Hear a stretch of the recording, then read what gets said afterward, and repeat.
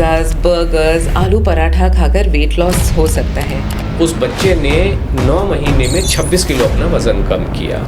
अमृत की जो अति है वो भी जहर बन सकती है, और अगर सही मात्रा में कोबरे का सबसे कठिन पॉइजन भी लिया जाए तो वो भी जीवन दान का काम कर सकता है। Eight the end of the day ये हेल्थ को अफेक्ट नहीं करेगा कि आप 7 दिन करके देखो, 7 दिन में आपकी 450 की ब्लड शुगर 10 दिन में 150 ना आ जाए। केला खा के, मैंगो खा के, लीची खा के, चावल खा के, पेट भर के खा के, आलू के पराठे खा के तो बताना। पर हमें पता चला है कि सारा खाना जो खाना होता है, कोई भी फूड जंक फूड होता नहीं है। आपके नॉर्मल चीज से हटने का नाम ही तो मजा है, और वो मजे के लिए तो जीवन है। तो क्यों नहीं आपको पीना है, क्यों नहीं पीना है, जरूर लेना है आनंद। जैसे खास करके लेडीज को 40-45 के बाद हार्मोनल इम्बैलेंस इश्यूज होते हैं।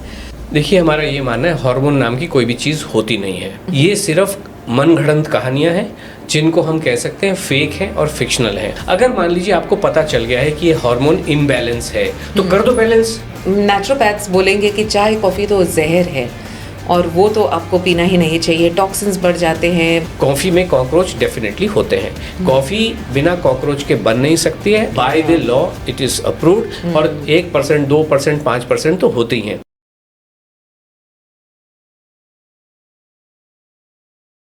वेट लॉस करना है तो तला हुआ खाना तो बंद कर लो। अगर अपना वेट लॉस जर्नी अचीव करना है आपको तो चीनी तो किचन से निकाल दो। एक्सरसाइज नहीं करते हो, वेट कहाँ से कम होगी? इंटरमिटेंट फास्टिंग के बारे में तो सुना ही होगा ना। इंटरमिटेंट फास्टिंग से जरूर तुम्हें रिजल्ट्स मिलेंगे। इतने सारे कॉन्सेप्ट्स, इतनी सारी चीजें हमारे इर्द गिर्द हैं और ये हमें वेट लॉस की जर्नी पर लेकर जाना चाहती हैं। पर कहीं ना कहीं जब हम ये सारी चीजें करते हैं, बीच में ही हम अपनी वेट लॉस जर्नी छोड़ देते हैं, क्योंकि ये सारे कॉन्सेप्ट्स करें तो क्या करें? कोई बोलता है पिज्जा छोड़ दो, कोई बोलता है बर्गर छोड़ दो, कोई बोलता है एकदम सीधा साधा खाना खाओ, कोई बोलता है खाना खाओ ही मत। पर अगर आपको कहा जाए कि पिज्जाज, बर्गर्स, आलू पराठा, ये सारी चीजें खाकर आप वेट लॉस कर सकते हैं, तो क्या आप इस चीज को मानेंगे? पर हमारे आज के जो गेस्ट है mister Sudhir Ashta from unload, उनका कहना है कि आप अपना मनपसंद खाना खाकर भी वेट लॉस कर सकते हैं। Interesting, isn't it? तो अब ये चीज पॉसिबल कैसे है, उसके बारे में जानने के लिए पॉडकास्ट में बने रहिएगा। और इससे ही मैं आज के हमारे गेस्ट मिस्टर सुधीर अष्टा को इनवाइट करती हूँ। स्वागत है आपका सुधीर अष्टा जी मेरे पॉडकास्ट पर। धन्यवाद पूजा जी, आपका बहुत बहुत मुझे अपने इस खूबसूरत शो पे इनवाइट करने के लिए। My pleasure sir. तो सुधीर जी, आपके वीडियोस जो मैंने देखे और आपके बारे में जो मैंने पढ़ा कि पिज्जाज, बर्गर्स, आलू पराठा खाकर वेट लॉस हो सकता है, आई मीन कॉन्सेप्ट तो बहुत यूनिक है, इंटरेस्टिंग है, पर बहुत ही अचंभित भी कर रहा है, क्योंकि ये सारी चीजें तो हमने सोचा है हमारे डाइट से हमको निकालते नहीं चाहिए अगर हम वेट लॉस जर्नी पर हैं। बट जैसे कहते हैं कि एक क्लीन ईटिंग होता है, यानी जिसमें प्रोसेस्ड खाना आप नहीं खा रहे हो, जहाँ पर बर्गर्स नहीं खा रहे हो। प्रोसेस्ड का मतलब ये ही जो केमिकली ट्रीटेड है, यानी जो नेचुरल नहीं है। करेक्ट। तो इजंट दिस, भले ये रिजल्ट्स देगा, मैं नहीं डिनाई नहीं कर रही हूँ जी, but at the end of the day ये हेल्थ को अफेक्ट नहीं करेगा? बिल्कुल भी नहीं करता है। मैं आपको ऐसे बताता हूँ। ओके। थोड़ी मुझे एक बात बताइए, लोग सिगरेट क्यों पीते हैं? एक तो आदत हो जाती है, एडिक्शन जैसे कहते हैं हो जाता है। एडिक्शन तो बात की बात है, बट स्टार्ट जब करता है प्लेजर उनको मिलता है, प्लेजर मिलता है। ठीक है, तो बिल्कुल सही कहा। जो भी काम किए जाते हैं, इस टाइप के काम जो होते हैं वो प्लेजर के लिए किए जाते हैं। तो प्लेजर का मतलब है कि दिमाग को बहुत आनंद और सुकून की जो फीलिंग होती है उसको प्लेजर बोलते हैं जी। और ये प्लेजर कहाँ से डिपेंडेंट होता है? बेसिकली टंग से और आपकी सारी चीजों से, जो टेस्ट बड्स है वहां से आता है जी, आपके सेंसेस से। लौकी की सब्जी अगर आप अच्छी नहीं बनाए तो उसमें वो हेल्थ के लिए अच्छी हो सकती है, हाँ। लेकिन मेंटल हेल्थ के लिए आई डो नॉट नो अच्छी होती है कि नहीं होती। वो डिपेंड भी करता है कि आप कैसे बना रहे हो, एक अलग बात हो जाती है। But fact of the matter ये है कि जिन चीजों में स्वाद है, हाँ। वो चीजें दो तरह के से हो सकती हैं। एक तो ये है जो आपने कहा कि अल्ट्रा प्रोसेस्ड है, हाँ। उसमें ये मसाले डाले, ये केमिकल डाले। मसालों में कोई प्रॉब्लम नहीं है, बिल्कुल प्रॉब्लम है केमिकल में। जैसे मान लीजिए आपने MSG डाला या कोई इसी टाइप की चीजें जो केमिकल्स के रूप में है, लेकिन कभी कभार खा लेने में कहाँ प्रॉब्लम है? बिल्कुल कभी कभार। अगर हम ये कहते हैं पूजा जी कि अगर 80% आपका जो दिन है, आपका जो खान पान है, आपका जो रूटीन है, अगर फर्स्ट क्लास है तो 20% यू कैन ऑलवेज एंजॉय ना। एब्सोल्युटली। अभी सरकार जितनी भी उसके ऊपर लिखे कि सिगरेट पीना स्वास्थ्य के लिए हानिकारक है और गंदी गंदी फोटो में बनाए, सिनेमा में गंदे गंदे वो दिखाए, खैनी नहीं खाना है, लेकिन लोग खा ही रहे हैं। बिल्कुल। और समय के साथ ये बढ़ते ही चले जा रहे हैं। वार्निंग देना एक अलग बात है, चेतावनी देना एक अलग बात है, लेकिन मजा तो एक अलग, वो तो पर्सनल है ना। और हो सकता है कि जिस व्यक्ति ने कभी कहा हो, जो रूल बनाए हो, खुद खैनी खा रहा हो और उसके बाद उसने लिखा, but fact of the matter ये है कि अगर आप 80% ऑफ योर टाइम इज, जो आपने कहा, क्लीन ईटिंग है, हेल्दी ईटिंग है, क्लीन तो सब ईटिंग क्लीन ही होती है, लेकिन अगर हेल्दी ईटिंग है वो, अभी मैं आपको बताऊं, आटा जो है, अगर हमारा ये कहना है कि अगर पैकेज्ड आटा भी आप लेके आए तो वो भी क्लीन नहीं है। क्लीन कौन सा है कि जो आप गेहूं लेके अगर आप अपने से चक्की पे ले जाके पिसवाते हो, जिसमें किसी भी तरीके का इंक्लूजन नहीं है, आर्टिफिशियल, तो ठीक है। तो अगर आप उतना भर कर ले रहे हो, सो बाकी 20% मजे लो। हाँ, दिन भर बैठ बैठ के कुछ अलग अलग चीजें खाओगे तो ये गलत बात है। और वो तो हम ये भी कहते हैं कि कहावत ऐसी बनी है कि अगर आपने अमृत को भी सही मात्रा में नहीं पिया तो जहर का काम कर सकता है। अमृत की जो अति है वो भी जहर बन सकती है, और अगर सही मात्रा में कोबरे का सबसे कठिन पॉइजन भी लिया जाए तो वो भी दवाई का काम, जीवन दान का काम कर सकता है। तो इसलिए मात्रा को जानना बहुत जरूरी है। अमृत की भी अति नहीं करनी चाहिए। तो मैं कंक्लूड कर सकती हूँ यहाँ पर कि आप कहना चाह रहे हैं कि अपना रूटीन ईटिंग, या जिसको कहते हैं healthy eating, that is a must, and उसके साथ हम जो कहते हैं कि इसमें हम इंडल्ज कर सकते हैं कि 80% जैसे आपने कहा कि हेल्दी ईटिंग हो एंड 20% आपके मनचाहा खाना आप खा रहे हो। जी, is that what you trying to say? तो आप जैसे हमारे जो कॉर्पोरेट वर्क होता है, उसमें भी हमारे टारगेट होते हैं। कैसे? डेली टारगेट एक होता है, फिर आपका वीकली टारगेट होता है, फिर आपका मंथली टारगेट होता है, फिर क्वार्टरली टारगेट होता है कि भाई ये अगर मीट नहीं कर रहे हो तो हफ्ते वाला वीकली टारगेट मीट कर लो, ये भी नहीं हो रहा है तो मंथली टारगेट मीट कर लो। So what we are saying is कि डेली बेसिस पे आपको अपने जीवन में डिसिप्लिन रख के चलना चाहिए। जीवन में आगे बढ़ने के लिए, चाहे वो आपके कैरियर चीजें हो, चाहे आपकी एकेडमिक्स हो, और चाहे आपकी लाइफ हो, बिल्कुल डिसिप्लिन होना बहुत जरूरी है। बिल्कुल रखना ही चाहिए। लेकिन ये कहना बहुत आसान है, डिसिप्लिन रखना चाहिए, लेकिन बाबा जी मैं रखने को तैयार हूं, पर मुझे बता तो दो डिसिप्लिन का मतलब क्या होता है। राइट, ये बता तो कोई नहीं रहा।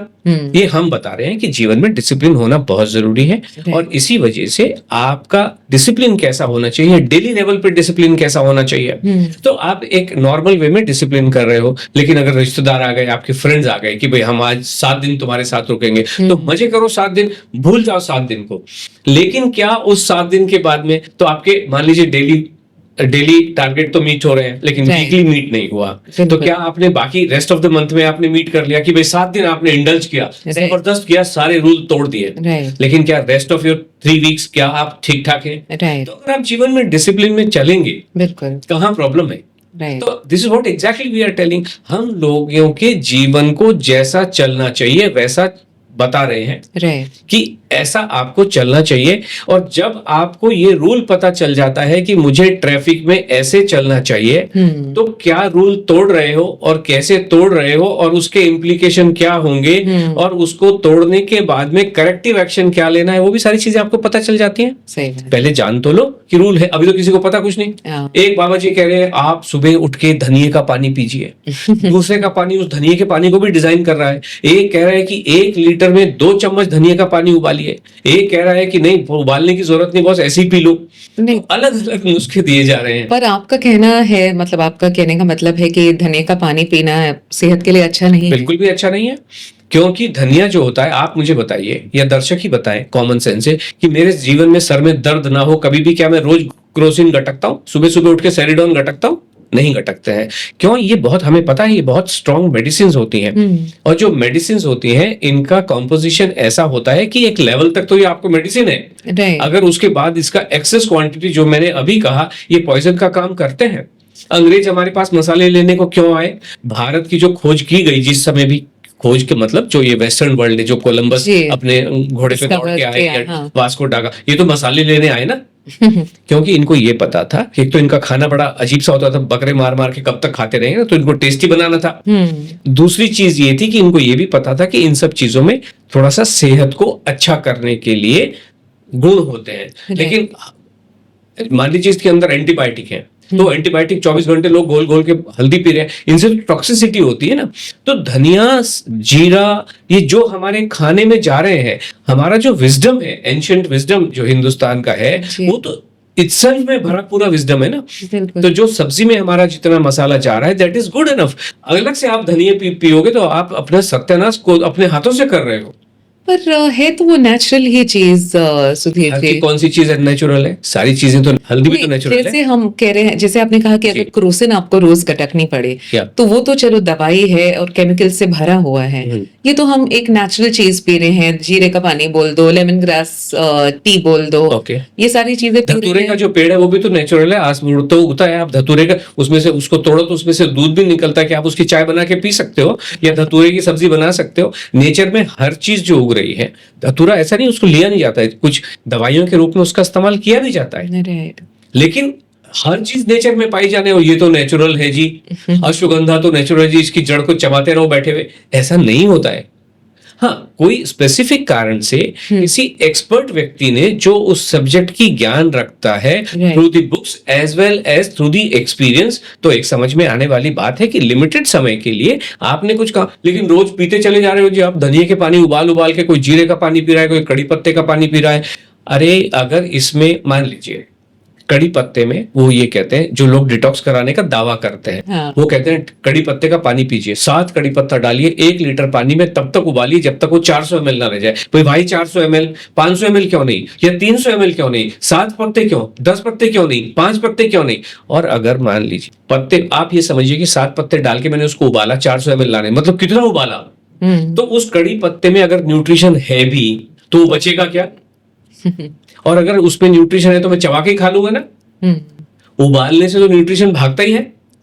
तो ये इस टाइप की चीजें, ये बेसिक जो भी एक कॉमन सेंस अगर कहीं पे एग्जिस्ट कर रही है, कॉमन सेंस कभी कभी जब आप पढ़ लेते हो ना बहुत सारी चीजें, तो कहीं गायब बैक सीट ले लेती है, बट जब आप ओपन माइंड से कहीं पे हैं, इसी वजह से हमारे प्रोग्राम को जो पढ़े लिखे सो कॉल्ड क्वालिफाइड लोग जो अपने आप को दावा करते हैं, वो हमसे बात करने को भी तैयार नहीं है। तुम्हें तो आता नहीं है। कि हमने डॉक्टर से कहा कि मुझसे बात करो, जैसे आप बात कर रहे हो, आप क्वालिफाइड डाइटिशियन एंड आपने कोर्स किया हो, इट्स गुड दैट हमारे बात में मजा आने वाला है। लेकिन लोग मुझसे बात करने को तैयार नहीं, हिम्मत नहीं है बात करने में, क्योंकि इनको पता है इनका ज्ञान किताबी है, अधूरा है, जीवन में एक्सपीरियंस एग्जिस्ट करता नहीं है। और हमारा जो ज्ञान हमें तो रिजल्ट मिलता है। हम तो ये कहते हैं पूजा जी आप आज आलू का पराठा खाइए, अगले कल वजन कीजिए, आपका वजन अगले दिन ही कम होगा। इसमें कौन सा रॉकेट साइंस है? वजन कम होने के लिए 24 घंटे से ज्यादा का समय लगता थोड़ी है। नहीं, आलू का पराठा खाने के बाद वजन तो पहले दिन आलू का पराठा ही खिलाते हैं। अच्छा, मैं आपके इस शो पे मैं पूरा रूटीन भी समझाने वाला हूँ। हाँ, मुझे तो मैं बहुत ही उत्सुकता है जानने के इसके बारे में जी। हाँ। तो मैं यही बता दूं? बता दीजिए प्लीज। ओके। तो हमारा देखिए 2 तरह के प्रोग्राम, एक ही प्रोग्राम हमारा होता है। एक सज्जन हुआ करते थे बहुत जमाने पहले, उनका नाम था एकलव्य। द्रोणाचार्य से उन्होंने जस्ट सीख लेके थोड़ी सी, और उन्होंने अपने से धनुष बाण चलाने चालू किया, और बहुत अच्छा उन्होंने ऊंचाई धनुष बाण की हासिल की जी। तो हम यही कह रहे हैं। और दूसरा थे अर्जुन जी, जिन्होंने द्रोणाचार्य जी के रेगुलर संपर्क से उन्होंने कुछ सीखा, चिड़िया की आंख देखी, ये सब चीजें उन्होंने द्रोणाचार्य। तो हमारा भी एक प्रोग्राम होता है जो 90 डेज का होता है, जो लोग आना चाहते हैं वो आ जाएं। और दूसरा प्रोग्राम है जो भी इस प्रोग्राम में होता है वो मैं फ्री बताने, मतलब हम फ्री में ही बता, उसको आप एकलव्य बन के सब लोग उसको फॉलो कर सकते हैं। हाँ। कोई भी प्रॉब्लम नहीं, जो मैं अभी आपके साथ में शेयर करने वाला हूँ। ओके, तो सबसे पहले क्या होना चाहिए, जैसे हमारे पास क्योंकि इतने सारे लोग आते हैं तो हमारे पास इतने सारे लोगों का डेटा भी है। और आप ये भी पता होता होगा कि जो रिसर्च होती है, जो कॉन्फ्रेंसेज होती है, वो सब डेटा के ऊपर आधारित होती हैं। तो जब हम डेटा का एनालिसिस करते हैं, स्टैटिस्टिकल एनालिसिस करते हैं, तो 2 चीजें हमें उसमें से डेफिनेटली, बहुत सारी चीजें निकल के आती हैं, बट 2 चीजें डेफिनेटली, 3 चीजें मैं इस समय शेयर करना चाहूंगा। नंबर 1, एवरेज एज जो हमारे पार्टिसिपेंट की होती है वो लगभग 50 साल 49-50 ईयर्स की होती है। मतलब लोगों का हेल्थ के प्रति दरवाजे तभी खुलते हैं जब वो 50 साल के आसपास के हो जाते हैं। कुछ 75 साल के भी होते हैं और कुछ 30 के भी होते हैं,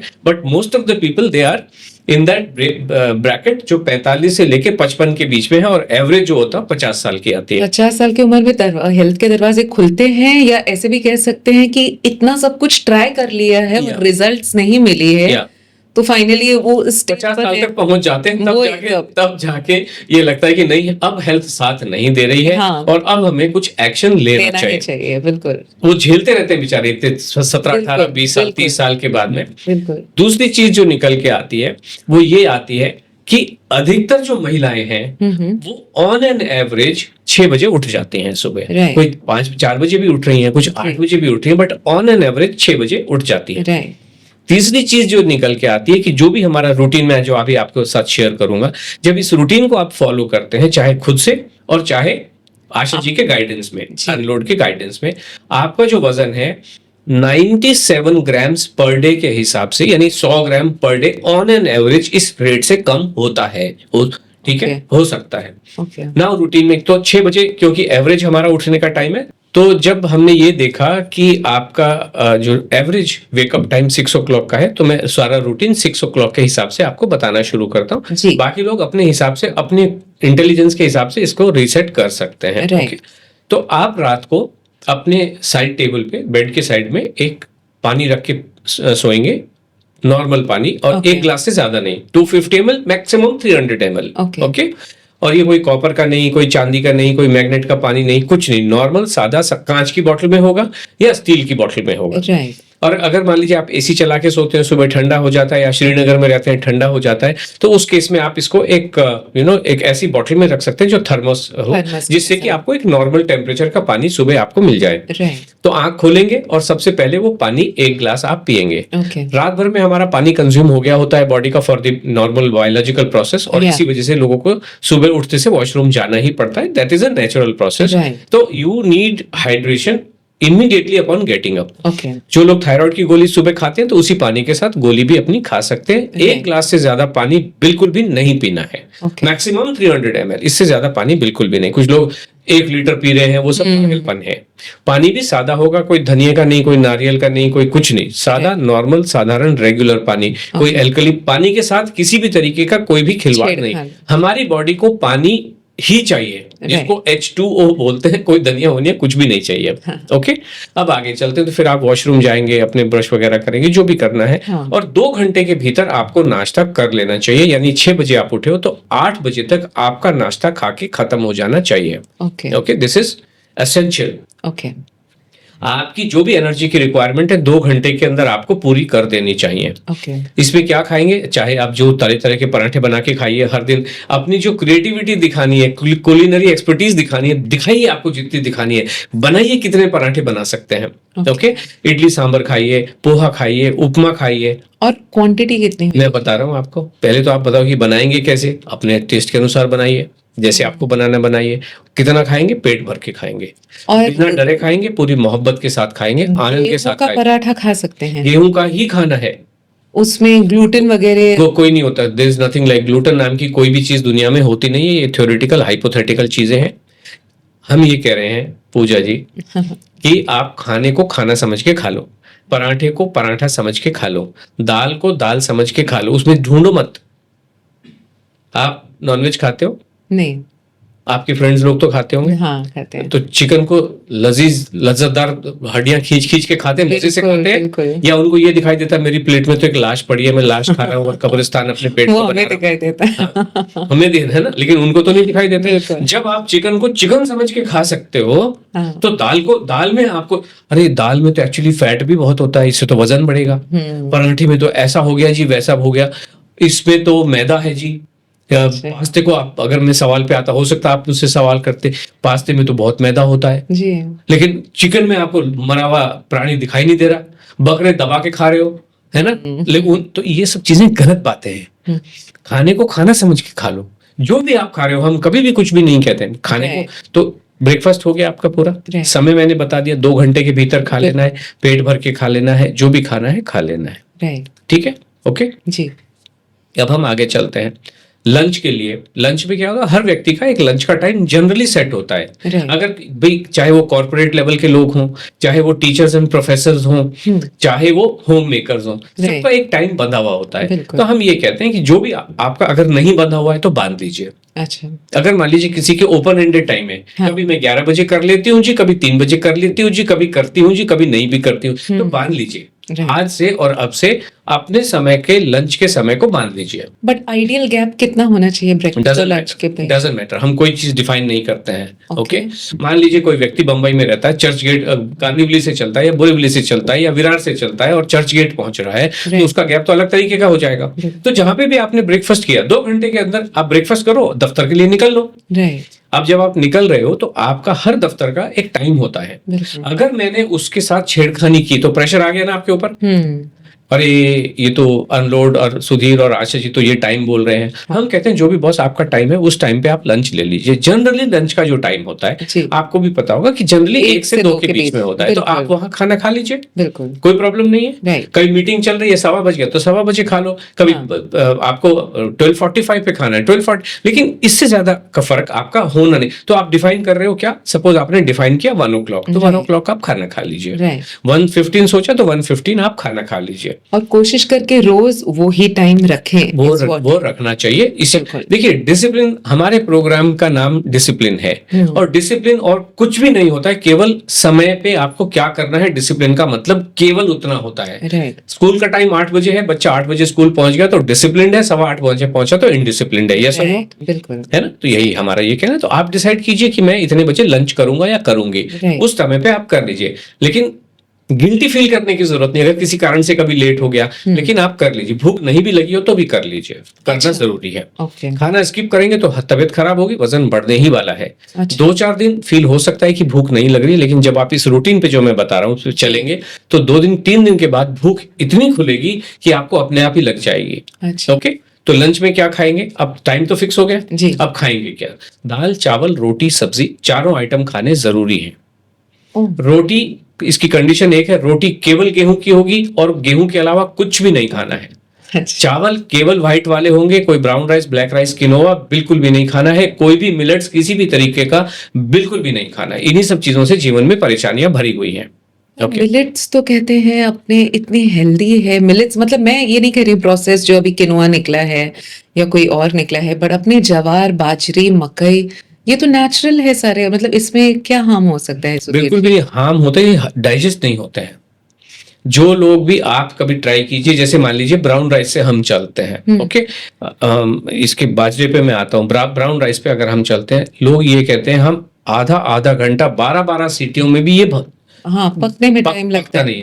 जो चीज कुकर में नहीं पक रही है और आपने इसको खा ली तो पेट में कैसे पक, इसका मतलब ये है कि वो हजम हो नहीं रही, डाइजेस्ट हो नहीं। डाइजेशन का क्या मतलब होता है, आपको तो सारी चीजें पता है, मुझे बताने की जरूरत नहीं। डाइजेशन का मतलब है कि आपका खाना एनर्जी में कन्वर्ट हो। अगर कोई कन्वर्ट हो ही नहीं रहा, हमारे पास बहुत सारे लोग आते हैं जो अपना थोड़ा सा जो कंसेप्ट को टेस्ट करने की कोशिश करते हैं या हमारे साथ डिस्कस करने की कोशिश करते हैं। तो आए, हमने तो सीजीएम लगा रखा है जी, जब हम गेहूं खाते हैं तो जुप करके स्पाइक आता है, क्योंकि वो ब्लूटूथ से मोबाइल पे जो भी सिस्टम है उसमें पता चलता है। बाजरा जब हम खाते हैं तो स्पाइक होता ही नहीं है, वो धीरे धीरे रिलीज करता है। आइसिड आप खा किस लिए रहे हो, हम खाना क्यों खा रहे हैं आप ही बताइए।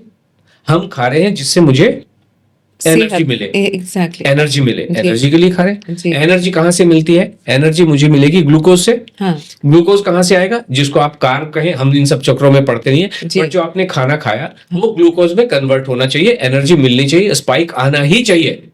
अगर आपने अपनी गाड़ी स्टार्ट की जुप करके और वो कहे मैं पेट्रोल कहे मैं धीरे धीरे रिलीज करूंगा, गाड़ी चलेगी कभी? आपने इधर स्पार्क मारा, जूम करके गाड़ी स्टार्ट होती है कि नहीं होती है? बिल्कुल। इसका मतलब उसमें रिलीज होता है, एनर्जी जबरदस्त रूप से रिलीज होती है, स्पाइक आना ही चाहिए। अगर स्पाइक नहीं आया, इसका मतलब वो डाइजेस्ट नहीं हो रहा है, उसमें से एनर्जी रिलीज नहीं हो रही है, और जब रिलीज नहीं हो रही है तो इसका मतलब वो आपके सिस्टम को जैम कर रहा है। गाड़ी में स्टार्ट करना जितना इंजन का पावरफुल होना जरूरी है, मर्सिडीज जो सबसे एक्सपेंसिव गाड़ी मान लीजिए रोल्स रॉयस है, कितने रुपए की आती है वो गाड़ी? 10 करोड़ की आती है ना। 10 करोड़ की गाड़ी को 10 रुपए का सामान बिल्कुल निकम्मा कर सकता है। 10 रुपए का कैसे? लकड़ी का एक गुटका लीजिए, उसके एग्जॉस्ट में डाल दीजिए, गाड़ी चलेगी नहीं, चल सकती नहीं है। जितना इंजन का पावरफुल होना जरूरी है, उतना ही उसके एग्जॉस्ट का इजी निकास भी जरूरी है। आप क्या खा रहे हो वो इंपॉर्टेंट है, लेकिन आपको आसानी से अगले दिन निकलता है कि नहीं निकलता है, वो भी इक्वली इंपॉर्टेंट होता है। और डाइजेस्टिव सिस्टम का, जैसे एग्जॉस्ट हमारे जो गाड़ी का सिस्टम है कि पावर प्रोड्यूस भी करनी चाहिए और वेस्ट को बाहर निकालना भी चाहिए, ये इक्वली इंपॉर्टेंट है। तो इसी तरीके से हम क्या खा रहे हैं वो डाइजेस्ट हो रहा है, और डाइजेस्ट होने के बाद कितनी सरलता से वो एग्जॉस्ट हो जाता है, वो भी इक्वली इंपॉर्टेंट है। इसी टोटल सिस्टम को गट हेल्थ या आपका डाइजेस्टिव सिस्टम की हेल्थ कहा जाता है। बाजरा और ये जितनी भी चीजें हैं अदर देन गेहूं एंड व्हाइट वाले चावल और धनिए का पानी और जीरे का पानी, आपके डाइजेस्टिव सिस्टम के साथ में आपके अंदर जो भी प्रोसेस हो रही है उसके साथ खिलवाड़ करते हैं, उसके साथ इंटरफेयर करते हैं, और उस प्रोसेस को आपके चलने देते नहीं हैं, और नतीजा ये होता है कि आपका स्वास्थ्य खराब हो जाता है। उसका नतीजा होता है कि वजन बढ़ जाता है। पर सुधीर जी, अगर अब जैसे डायबिटिक्स की बात करें जी, तो डायबिटिक्स के लिए तो डाइट ऐसी देते हैं जहां पर शुगर स्पाइक को मॉनिटर करना ही पड़े आपका, खास करके जैसे पोस्ट लंच जो कहते हैं, हम अपने टेस्ट वगैरह भी करते हैं। तो अगर ऐसा खाना होगा जिससे आपका तुरंत शुगर स्पाइक होता है, तो वो डायबिटिक्स के लिए तो वो बहुत हार्मफुल है। बिल्कुल सही कहा आपने। बिकॉज स्पाइक पता कैसे चल रहा है, आज से कुछ साल पहले ये कहा जाता था कि आप अपनी शुगर को 3-3 महीने के बाद नोट कराना चाहिए। बाद में ये आया कि महीने महीने नोट कराना चाहिए। बाद में ये आया कि आपको एवरीडे फास्टिंग ग्लूकोमीटर से नोट करना चाहिए। अब ये कह रहे हैं कि मुझे तो कॉन्टिन्यूअस चाहिए, सीजीएम चाहिए। तो जब आप खाना खा रहे हो तो ब्लड शुगर का स्पाइक आना ही होता है।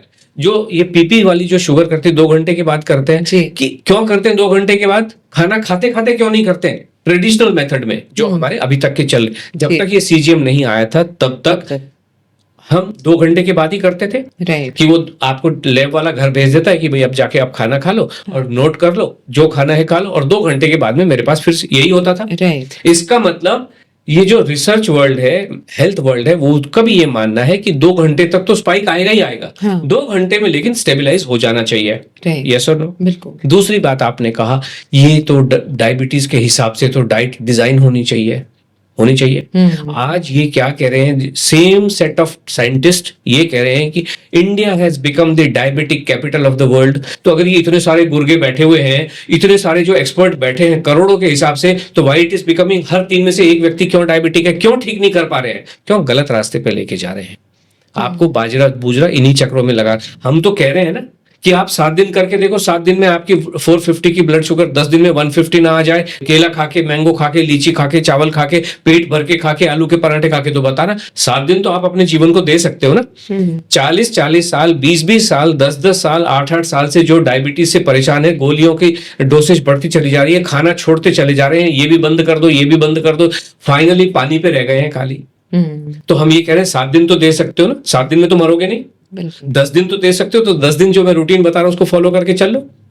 तो लंच हमने पूरा किया, रोटी केवल गेहूं की, क्या चावल केवल व्हाइट वाले, दाल चावल रोटी सब्जी, चारों आइटम लगभग बराबर मात्रा में खाएंगे। कितना? पेट भर के खाएंगे। ओके।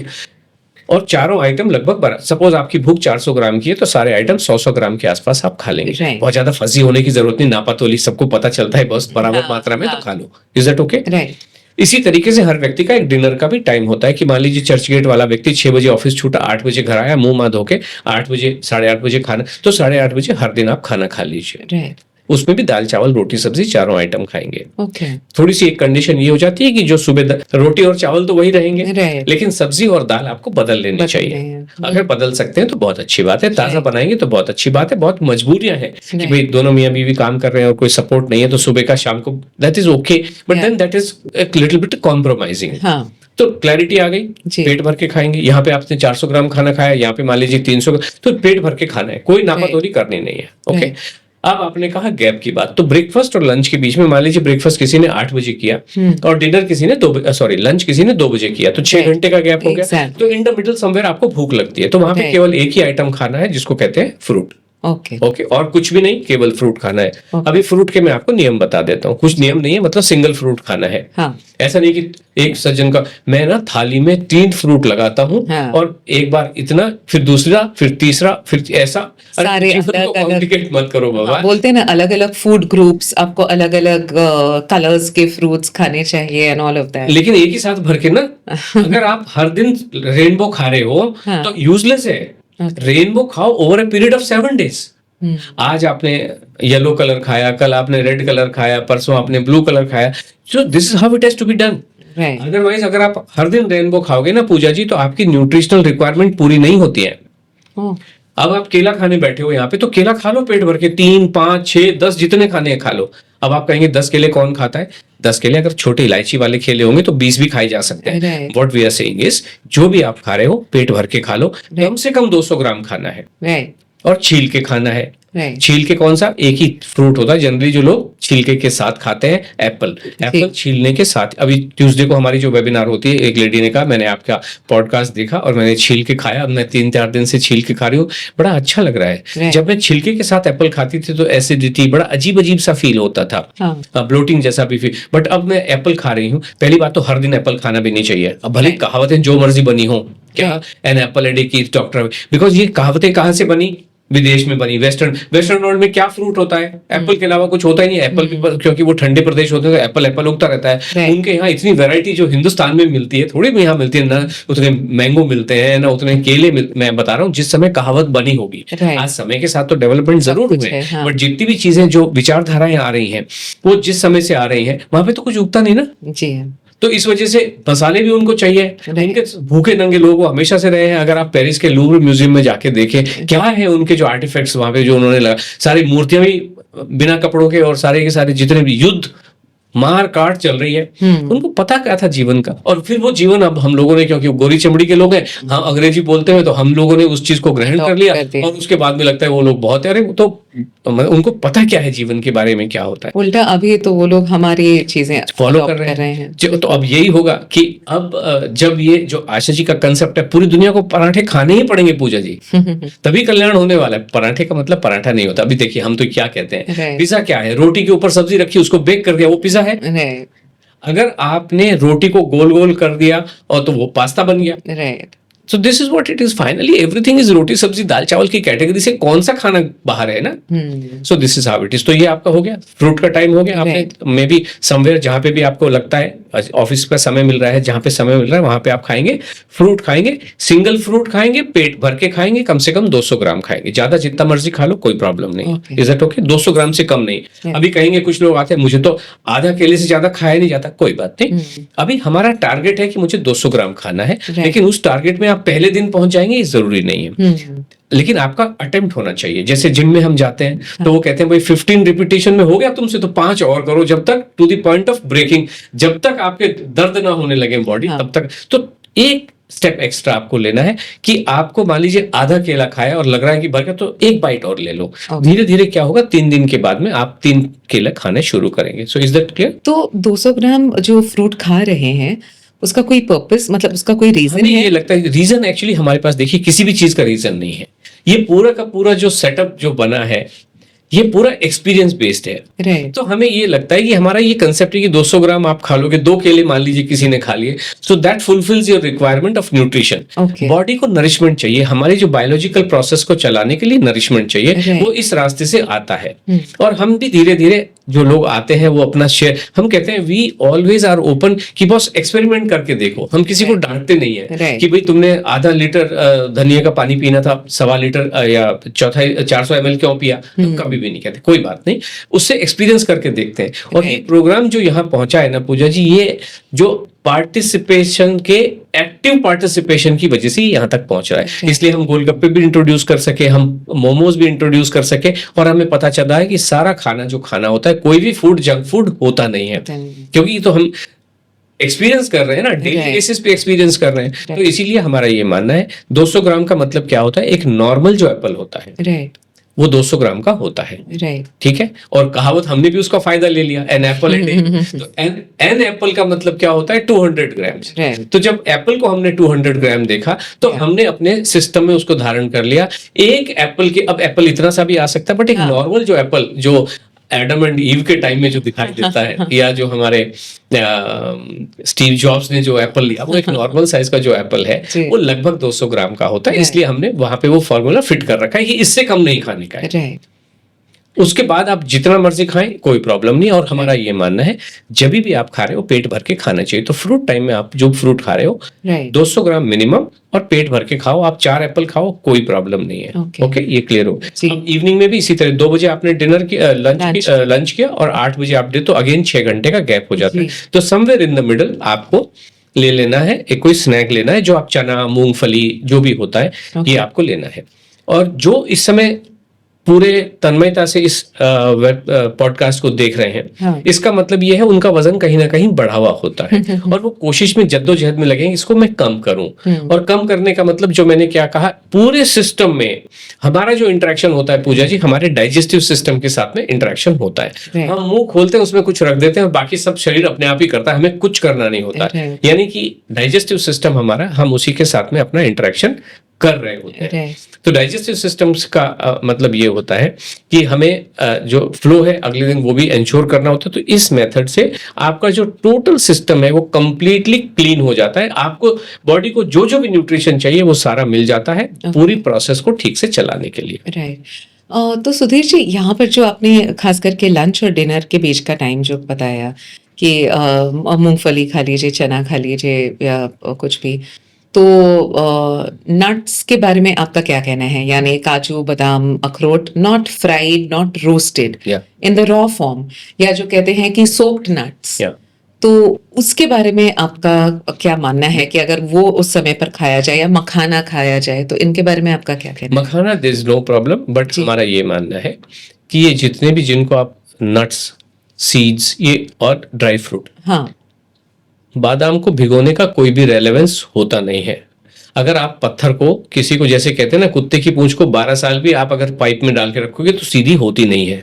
ओके, इसी तरीके से अगर आपने मान लीजिए किसी पत्थर को पानी में 12 साल के भी भिगो के रखा, तो कुछ होने वाला नहीं, पत्थर पत्थर ही रहेगा ना। तो वो पत्थर के 2 हो जाएंगे, कुछ नहीं होने वाला। नहीं, बट इस केस में तो बादाम की स्किन निकल आती है, और कहते हैं कि वो पानी में डालने से वो एक्टिवेट हो जाता है नट।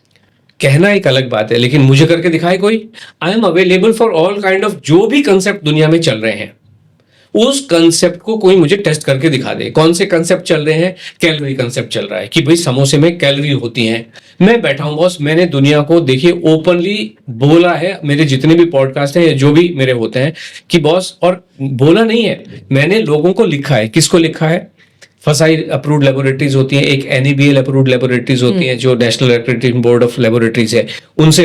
ये तो सारी चीजें, इसमें बहुत ज्यादा कुछ करना नहीं है, गूगल पे आप जाओ पता चल जाती हैं। देन लेबोरेटरीज कहाँ पे होते हैं? यूनिवर्सिटीज एंड कॉलेजेस में होते हैं, जो न्यूट्रिशन सिखाते हैं, ICMR वगैरह। इनको मैंने लिखा है कि भाई मैं आपके पास आना चाहता हूं, एक आलू का पराठा, एक समोसा, जहां से भी, एक बर्गर, एक पूरी, एक भटूरा, फ्राइज का एक पैकेट और एक बर्गर, और आप जो भी मशीन लगानी हो लगाइए, उसके अंदर आप उसको डालिए पराठे को, और मुझे कैलोरी बता दो कि कैलोरी जीवन में महत्व रखती है ना। जितने भी लोग बैठे हैं सब कैलोरी कैलोरी की माला जपते बैठे हैं। कहते हैं पास्ता में इतने, भाई मैं लेके आता हूं आपके पास, मैं समोसा लेके आऊंगा, पराठा लेके आऊंगा, आप मुझे कैलोरी मेजर करके दिखा दो कि मैंने इस मशीन में ये समोसा डाला और इसमें 500 कैलोरी है, 1000 कैलोरी है, इतना है। और आप मुझे दिखा दो कि 1 लीटर पानी में 0 कैलोरी है। कोई मुझे दिखा दे, मैं सारे खर्चे करने को तैयार हूं, जितना भी खर्चा लगेगा मुझे कोई प्रॉब्लम नहीं है। ऑन टॉप ऑफ दैट 10,000 रुपए इंडियन रुपीज का मैं एक्स्ट्रा इनाम भी दूंगा। कोई करके दिखाए, and I am available. But होता नहीं है। मैं ये कहता हूं, वो कहते हैं कि 100 ग्राम मूंग की दाल के अंदर इतना प्रोटीन होता है। बॉस, मुझे प्रोटीन आइसोलेट करने के बाद आप मुझे 100 ग्राम मूंग की दाल में से प्रोटीन निकाल के दिखा दो। प्रोटीन का स्ट्रक्चर क्या होता है इन लोगों को पता नहीं है। हम सब थोड़ी बहुत साइंस तो जानते समझते हैं। जो चीनी होती है, इसका केमिकल फार्मूला C12H22O11 होता है, और इसका एक स्ट्रक्चर भी होता है, हेक्सागन स्ट्रक्चर, जहां पे ये कार्बन का कनेक्ट है, ये यहाँ पे हाइड्रोजन बैठी हुई है, और ये होता है। बिल्कुल। प्रोटीन का कोई मुझे स्ट्रक्चर बता दे, आपके उसी में लिख के बता दे, जो अभी कमेंट्स में लिख के बता दे कि प्रोटीन का ये स्ट्रक्चर होता है और उसका structure in terms of the formula, chemical formula, and in terms of the structure की ये इसमें हेक्सागन बना होता है, ये होता है। किसी को कुछ पता नहीं है, ये सब फालतू की बातें हैं। दे आर ऑल एस्टिमेट्स, एक शब्द दिया हुआ है और जीवन एस्टिमेशन के बेसिस पे ही चलाना है, तो हमारा is the best estimation. But ये सब चीजों की टेस्ट की गई है, तो मुझे दिखा दो ना करके, सर्वेस किए गए हैं। ये सब कुछ नहीं हो रहा है। सारे के सारे लोग बैठे हुए कॉन्फ्रेंसेस में बकबक कर रहे हैं। आज की डेट में मैं आपको बता दूं पूजा जी, एक में कॉन्फ्रेंस में उन्होंने कहा हमारे गट में 3 ट्रिलियन बैक्टीरिया होते हैं। अभी मैं कहता हूं कि 3 ट्रिलियन 2 ट्रिलियन होते हैं, तो कैसे पता चलेगा? वो कहते हैं ये gut bacteria in itself is an organ जिसका वजन 2 किलो होता है। कोई मुझे नाप के दिखा दो ना बॉस, आई एम अवेलेबल। जो लेबोरेटरी में आ रहा है मैं तो भाई कहाँ जाएगा कोई व्यक्ति, घूम घूम के अमेरिका जाएगा? हिंदुस्तान से सबसे ज्यादा डिस्टेंस अमेरिका है। मुझे बुलाइए ना, आप जो खर्चा दे मैं तो देने को तैयार बैठा हूं ना। और ऑन टॉप ऑफ दैट में और लीजिए थोड़े 10,000 रुपए एक्स्ट्रा लो, मुझे दिखा दो। इसमें ये अभी कार्ब है कोई चीज, कार्बो जैसे हाइड्रोकार्बन होते हैं, हमारी गैस जो आती है, ब्यूटेन है, प्रोपेन है, ये है वो है, उन सबके स्ट्रक्चर होते हैं ना बने हुए। तो मुझे दिखा दो ना कोई जो मेरे जीवन को असर कर रहा है। क्या चीज असर कर रही है? 5 ही शब्द हैं कुल मिला के, आप तो पढ़ी लिखी हैं, आपको पता होगा। Number 1 carb, number 2 protein, number 3 fat fibre, number 4 एक होता है मेटाबॉलिज्म, और नंबर 5 इन सब का जो गुरु है उसको कहते हैं कैलोरी कंसेप्ट। ये कोई भी चीज मुझे दिखा दें। कोई कहते हैं, लेडीज आती है हमारे पास जो बात, एक्चुअली ना मेरा वजन इसलिए बढ़ रहा है, मेरा मेटाबॉलिज्म बहुत स्लो है। क्या स्पीड है आपके मेटाबॉलिज्म की? नहीं मुझे तो नहीं पता। किसने आपको कहा? मैं पूजा जी के पास गई थी, एक्सपर्ट डाइटिशियन है, उन्होंने कहा तुम्हारा मेटाबॉलिज्म स्लो है। तो हमने कहा आपको पूछना चाहिए था कि मेरा मेटाबॉलिज्म, अगर मैं ये कह रहा हूं कि मेरी मर्सिडीज बहुत धीरे भाग रही है, इसका मतलब उसकी 40 की स्पीड है, 60 की स्पीड है, तो मेटाबॉलिज्म की क्या स्पीड है? अभी ये जो सो कॉल्ड टर्मिनोलॉजी जिसने बनाई है, उनको ये पता नहीं कि मेटाबॉलिज्म स्लो और हाई होता है, या फास्ट एंड स्लो होता है, या हाई एंड लो होता है। कभी कहते हैं आपका मेटाबॉलिज्म हाई है, कभी कहते हैं आपका मेटाबॉलिज्म स्लो है। तो हाई के साथ लो होता है, स्लो है कि फास्ट है, इनको यही पता नहीं कि क्या होता क्या है एग्जैक्टली। पर ऐसे इक्विपमेंट्स हैं जिससे आपका मेटाबॉलिक रेट कैलकुलेट किया जा सकता है, तो उससे फर्क हो गया क्या भाई? अगर मान लीजिए हम ये कह रहे हैं कि मुझे ये पता चलना चाहिए मेरी हाइट 5 फुट 5 इंच की है, और फौज में जाने के लिए आपको 5 फुट 8 इंच चाहिए। अगर किसी की 5 फुट 9 इंच है तो फौज में भर्ती हो जाता है, 5 फुट 5 इंच है तो नहीं होगा। अभी पता चल गया मेरा मेटाबॉलिज्म स्लो है, मान लीजिए मैं मशीन में घुस के बैठा और पता चले, देन व्हाट?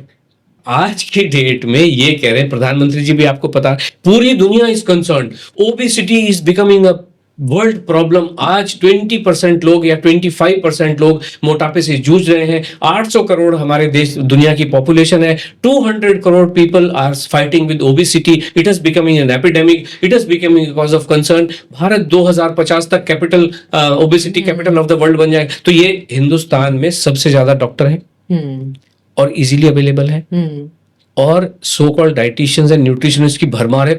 225 से ज्यादा कॉलेजेस है। एक कॉलेज में एक गिवन पॉइंट इन टाइम में आप समझ सकते हो कि कम से कम 300-500 स्टूडेंट्स निकलते होंगे। इतने लोग निकल रहे हैं, इतने मेडिकल कॉलेजेस हैं, तो क्यों कल्याण नहीं हो पा रहा है?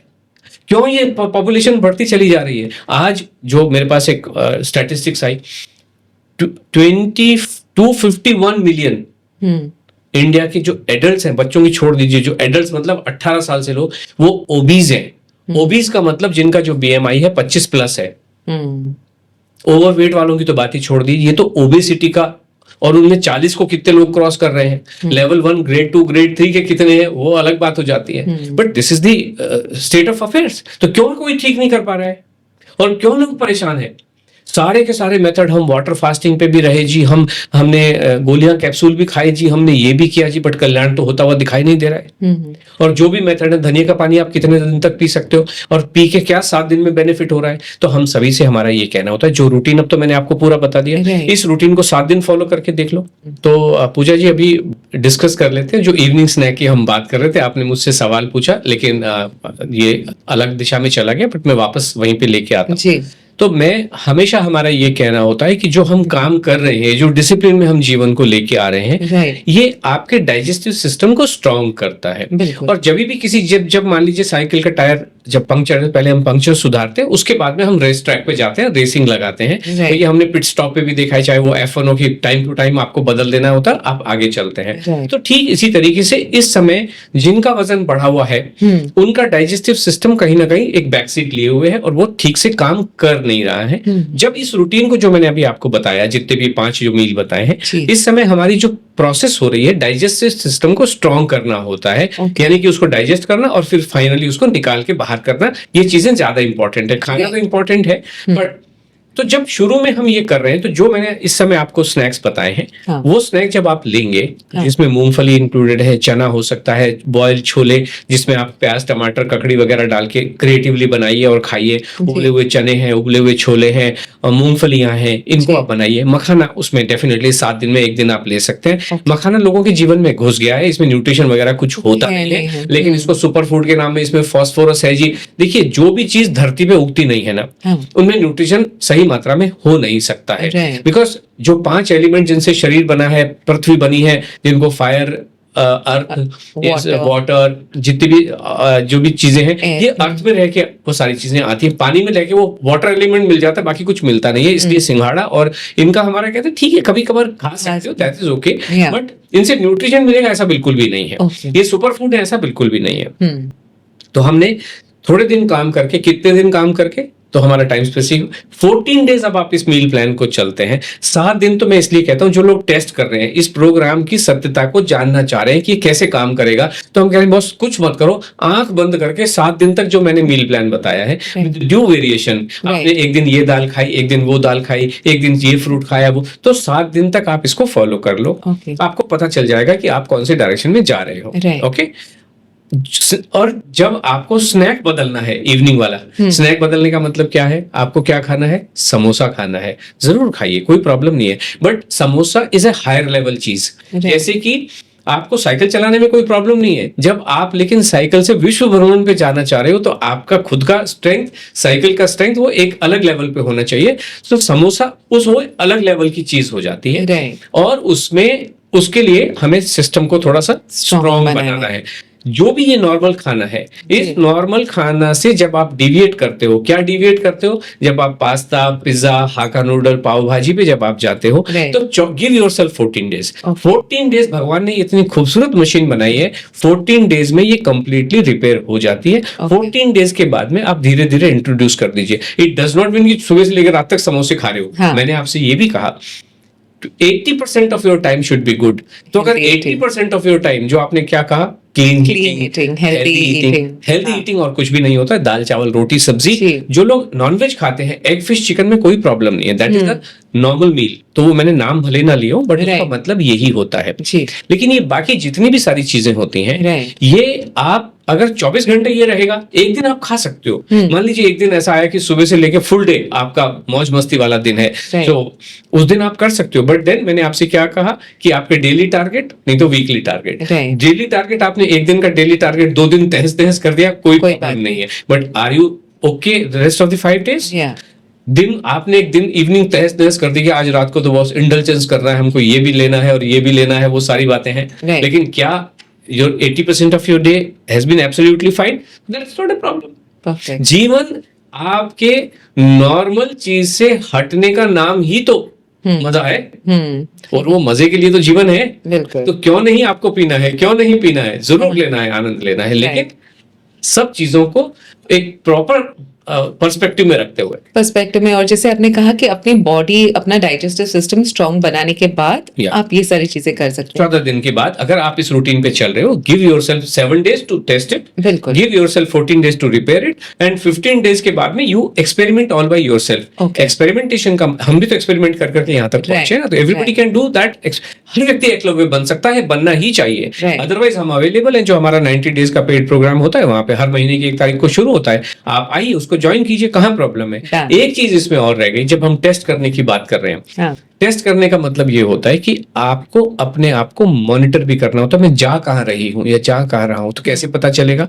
पता ऐसे चलेगा कि जब आप सुबह उठे और ब्रेकफास्ट जिस समय आप कर रहे हो, तो आपको ये अंदाजा आया कि यहाँ पे आप एम्प्टी स्टमक हैं, कंप्लीटली कुछ भी नहीं है, क्लीन हो गया, और आप नाश्ता करने के लिए बैठ रहे हो। तो जब आप एम्प्टी स्टमक हैं, तो खाना खाने से जस्ट पहले आप अपना वजन नोट करना चाहिए एवरी डे। अच्छा, आपकी जो टमी पे जो आपका बेली बटन है उस पे टमी अपना मेजर कर लें। Okay. और जो लोग डायबिटिक हैं वो अपना फास्टिंग ब्लड शुगर उस पॉइंट इन टाइम पे मेजर कर लें। Okay, okay. वजन में क्या होता है कि एक थोड़ा सा चीज मैं इसको और बताऊंगा। वजन में कभी कभी क्या होता है कि आप जब नाश्ता करने के लिए बैठ रहे हो हाँ. तो उस समय हो सकता है कभी एक दिन आप जीन्स पहनो, एक दिन आपने सूट पहन लिया। हाँ. तो इसलिए ये कह रहे हैं, इसीलिए जो मशीन होती है उसका नाम बाथरूम स्केल होता है। Right. You must when you are testing तो अपने आप को विदाउट एनी क्लोथ्स Right. उस बाथरूम में आपको मेजर कर लेना चाहिए। सो ये चीज आपको पता चल जाएगा। Right. आज आप एम्प्टी स्टमक हैं हाँ. और आज आप अनलोड को टेस्ट करना चाह रहे हो, आशा जी को टेस्ट करना चाह रहे हो, तो आप उठे, वजन लिया और ये फिर उसके बाद आप आलू के पराठे और खाना और ये सब शुरू हो गए। अगले दिन फिर उठोगे, पानी का ग्लास पियोगे और फिर आप एम्प्टी स्टमक होने के बाद में जब वजन लेंगे आपको पता चल जाएगा कि एक दिन में मेरा वजन कितना हुआ। मौज बस 7 दिन मौज बस, कुछ सोचना नहीं है कि मेरा इतना कार्ब हो गया जी, इतनी कैलोरी हो गई जी। मौज से खाइए, बिना नापे तोले खाइए और अगले दिन ही पता चलेगा ना। बिल्कुल। हमारे पास तो लोग आ रहे हैं, एक वेबिनार में आते हैं मंगलवार की, अगली वेबिनार में फिर आते हैं, कहते हैं सर मंगलवार को आपने 22 को बोला जुलाई को, 23 से मैंने शुरू किया, आज 29 है, 6 दिन हुए, 6 दिन में 3 किलो वजन कम हो गया। इसमें तो कोई रॉकेट साइंस नहीं है ना। आप अपने आप को खुद ही, और हम दुनिया के अकेले लोग हैं जो पूरे 24 घंटे आपको बता रहे हैं कि आपको क्या करना है। कौन बताता है? कभी कोई पानी बता के छोड़ देगा, कोई ये बता के छोड़ देगा। This is how it is Pooja ji. तो सुधीर जी, यहाँ पर आपने नॉनवेज के बारे में कुछ बताया था जी। मतलब आपने जस्ट मेंशन किया, तो मुझे यही पूछना था कि आपने जो कहा कि 14 डेज के लिए हमें एक रूटीन फॉलो करना है, तो इसका मतलब ये है जो लोग नॉनवेज खाते हैं उनको 14 दिन के लिए कंप्लीटली वेजिटेरियन बन जाना पड़ेगा? नहीं, बिल्कुल नहीं, वो तो नॉर्मल खाने का हिस्सा है। ओके। तो इसमें जो खाने में अगर आपके 4 आइटम है, दाल चावल रोटी सब्जी, तो वहां पे आप नॉनवेज यूज कर सकते हैं। सब्जी की जगह पे मतलब नॉनवेज? नहीं, जगह पे किसी की नहीं। अच्छा। अगर मान लीजिए तो आप सारे आइटम जब खा रहे हैं तो उसको भी इंक्लूड कर लीजिए, बट फिर वो आइटम जो है वो 5 में डिवाइड हो जाएगा। अच्छा। 5 आइटम हो जाएंगे बराबर मात्रा में, 5 आइटम हो जाएंगे। लेकिन नॉनवेज के साथ में एक ही कंडीशन है कि वो बिल्कुल फ्रेशली कुक्ड होना चाहिए। सब्जी के साथ में तो आप उतना ले सकते हो कि सुबह का शाम को, शाम का सुबह का, लेकिन नॉनवेज चाहे भले ही अंडा बनाए, लेकिन ऐसा नहीं कि सुबह का बनाया शाम को खाने, वो डेफिनेटली वेट बढ़ाएगा और आपकी हेल्थ को खराब करेगा। ओके, परफेक्ट जी। सुधीर जी, अब ये आपने अपना रूटीन तो बताया और क्या खाना चाहिए, कितने गैप में खाना चाहिए, ये वगैरह सब बताया।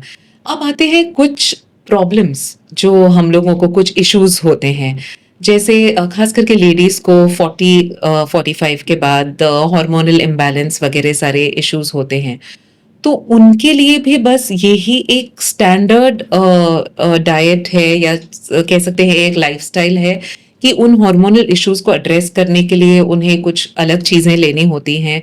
हार्मोनल इश्यूज भी बोलूंगी और मैं ये भी कहूंगी जैसे वो आजकल कहते हैं emotional eating, which is again due to hormonal imbalance. तो इन सब चीजों को कैसे हैंडल किया जाए? देखिए, हमारा ये मानना है हार्मोन नाम की कोई भी चीज होती नहीं है। ये सिर्फ मन गढ़ंत कहानियां हैं जिनको हम कह सकते हैं फेक हैं और फिक्शनल हैं। अगर मान लीजिए आपको पता चल गया है कि ये हार्मोन इम्बैलेंस है तो कर दो बैलेंस। बॉस, मैं तो आपके पास इसलिए आई हूं कि आप एक्सपर्ट हैं। आपके पास मैं मेरी प्रॉब्लम बताने को आई हूं क्या कि मैं आपके पास आई, ओहो पूजा जी तुम्हारा तो वजन बढ़ा हुआ है, तुम्हारे अंदर हार्मोनल इम्बैलेंस है। अरे अगर पता चल गया है बॉस, अगर मान लीजिए मैंगो लेने गए आप, एक तराजू के एक साइड मैंगो, बैलेंस का मतलब तराजू जी, एक तरफ मैंगो है, एक तरफ बट्टे हैं, बाट लगे हुए हैं। अगर ये ऊपर है तो इधर कुछ रख देगा या इसमें से कुछ निकाल लेगा। तो सब्जी वाला बैलेंस करता है कि नहीं करता है? करता है ना। तो ये जो एक्सपर्ट बैठे हैं ये सिर्फ इसलिए गए हैं। बैलेंस कैसे पता चलता है? जाओ लेबोरेटरी में टेस्ट करा के आइए। आप लेबोरेटरी में टेस्ट कराने गए और उसको देख के पता चलता है इसको ये तो इम्बैलेंस हो गया बॉस। नहीं, जैसे इश्यूज लाइक पीसीओडी हो गया। Coming to that. तो इसलिए नाउ द क्वेश्चन इज कि आपको प्रॉब्लम क्या है? हाँ। जो फील हो रही है वो क्या प्रॉब्लम है? माइग्रेन है, पीसीओडी है, घुटने का दर्द है, तो ये प्रॉब्लम है जो सिम्टम्स आपके आ गए हैं जी। इसको आप ले गए, कहाँ ले गए? हार्मोन पे ले गए। मैं कहता हूं नहीं होते हैं हार्मोन, लेकिन migraine is a fact. Migraine is a fact of life. गिरते हुए बाल is a fact of life. यहाँ पे जो पिगमेंटेशन होता है that is a fact of life. You agree with this? बिल्कुल। तो हम ये कह रहे हैं जितने भी ये कारण होते हैं, हाँ। ये ना इनका हार्मोन से कोई लेने देना है, इनका एक ही चीज का मतलब होता है जिसको हम कहते हैं आपका नरिशमेंट ठीक नहीं है, आपको जीवन जीने का तरीका पता नहीं है, आपको खाना खाने का तरीका पता नहीं है, खाने के सही कॉम्बिनेशन आप खाते नहीं हो, और समय समय पे आप जो खाना खाना चाहिए खाते नहीं हो, इसलिए बॉडी में नरिशमेंट की कमी हो गई है, न्यूट्रिएंट्स की कमी हो गई है। और जब आप इस रूटीन को फॉलो करते हो तो नरिशमेंट आपका पूरा हो जाता है। इसीलिए मैंने कहा 200 ग्राम फ्रूट आपको खाना चाहिए, जो नरिशमेंट आपको मिलेगा। और 7 दिन तक 7 जो रेनबो आप खाएंगे, कलर्स खाएंगे, चाहे वो सब्जी के कलर हो, चाहे वो जैसे भी हो। हालांकि इसका कोई रेलेवेंस नहीं है कि एक व्यक्ति ने उठा के 3 तरह की तो शिमला मिर्ची बना दी, लाल पीली हरी, मीनिंगलेस है ना। आपके पास होते ही नहीं है 7 कलर। नेचर में कौन से 7 कलर होते हैं? 7 कलर तो भाई, इसीलिए जितना भी जो खेला है वो तो क्लोरोफिल का है, और ये तो सारा कलर हरा ही कलर होता है। और सारे लोग जो एक्सपर्ट भी हैं वो भी कहते हैं आपको ग्रीन लीफी वेजिटेबल लिए, वो एक अलग फूड कैटेगरी है कि नहीं है जीएलवीज? क्यों है? क्योंकि उसका महत्व होता है। तो ये जो लोग कहते हैं ना रेनबो खा लो जी, तो खा लो, मैं रेनबो ही खा लूंगा आसमान में जाके। और पानी, रेनबो कहां से आता है? पानी में से आता है ना। पानी में 7 रंग होते हैं, फालतू की बातें हैं। तो इसलिए जीवन को नॉर्मल रहो। आप जब खाना खाओगे उसी खाने से माइग्रेन भी ठीक होगा, उसी खाने से अगर आपकी कोई पीएमएस की प्रॉब्लम्स है या पेरीमेनोपॉज की जो प्रॉब्लम नहीं है, वो that is a part of your life. Absolutely. और अगर आपको कहीं ना कहीं मेंटल डिफिकल्टीज फील हो रही हैं, अभी आप सोचो कोई व्यक्ति आपको उबला हुआ खाना खिलाए रात दिन रात कि भाई मैं आपके पास एक्सपर्ट आई हूँ, मैं नेचुरोपैथी का एक्सपर्ट हूँ, आप उबले हुए खाने खाए, दिमाग खराब होगा कि नहीं होगा? फिर आप कहते हो इमोशनल ईटिंग। अरे बाबा, इमोशनल ईटिंग नहीं है। ईश्वर ने 2 ही चीजें हमें बहुत अच्छी दी हैं, एक का नाम है भूख और दूसरे का नाम है टेस्ट। अगर टेस्ट बड देने क्यों थे टेस्ट बड? और देखो दुनिया में कोई भी हो, उसको चॉकलेट खाने में, मीठा खाने में मजा आता है कि नहीं आता है? तो क्यों आता है मजा? खाने में एक्स्ट्रा नमक डाल के दे दो, मजा आएगा क्या आपको? क्यों नहीं आएगा? क्योंकि टेस्ट बड एग्जिस्ट कर रहे हैं, और उसको मिलता है कि भाई आपको कुछ इंसेंटिव मिलता है, दिमाग को मजा आता है। सो this is what life is all about. क्यों नहीं लेना चाहिए मजा?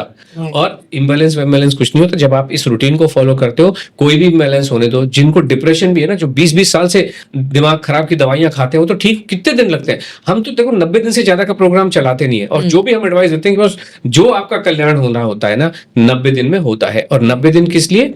90 दिन में आपकी लाइफस्टाइल ठीक हो जाती है। हम क्या कह रहे हैं कि जितने भी जीवन में प्रॉब्लम है वो इसलिए है आपको खाना खाना आता नहीं है, जीवन चलाना आता नहीं है, फटी टूटी साइकिल पे बैठ के चल रहे हो, डाइजेस्टिव सिस्टम सत्यानाश हो चुका है, इसको ठीक कर लो 7 दिन में। और ये जो रूटीन आपको बताया है, ये तो जीवन भर का रूटीन है ना। मैंने जो आपको बताया क्या 7 दिन के लिए बताया, ये हमने आपके लाइफस्टाइल को रीसेट कर दिया। जीवन भर आपको गिवन टाइम पे खाना खाना है, गिवन टाइम पे डिनर करना है, गिवन टाइम पे फ्रूट खाना है। This is what it is. जीवन सुधर जाता है, जीवन उतना ही सरल है।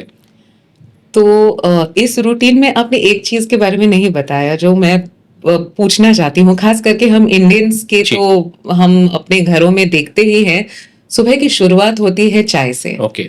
तो चाय कॉफी जो लोग खास करके जो वर्क कल्चर में है, ऑफ कोर्स अभी ग्रीन टी ने उसको रिप्लेस कर दिया है, माचा ने रिप्लेस कर दिया है and all that. Not that I am a big fan of green tea या माचा, बट चाय coffee is something that an Indian house hold can not do without.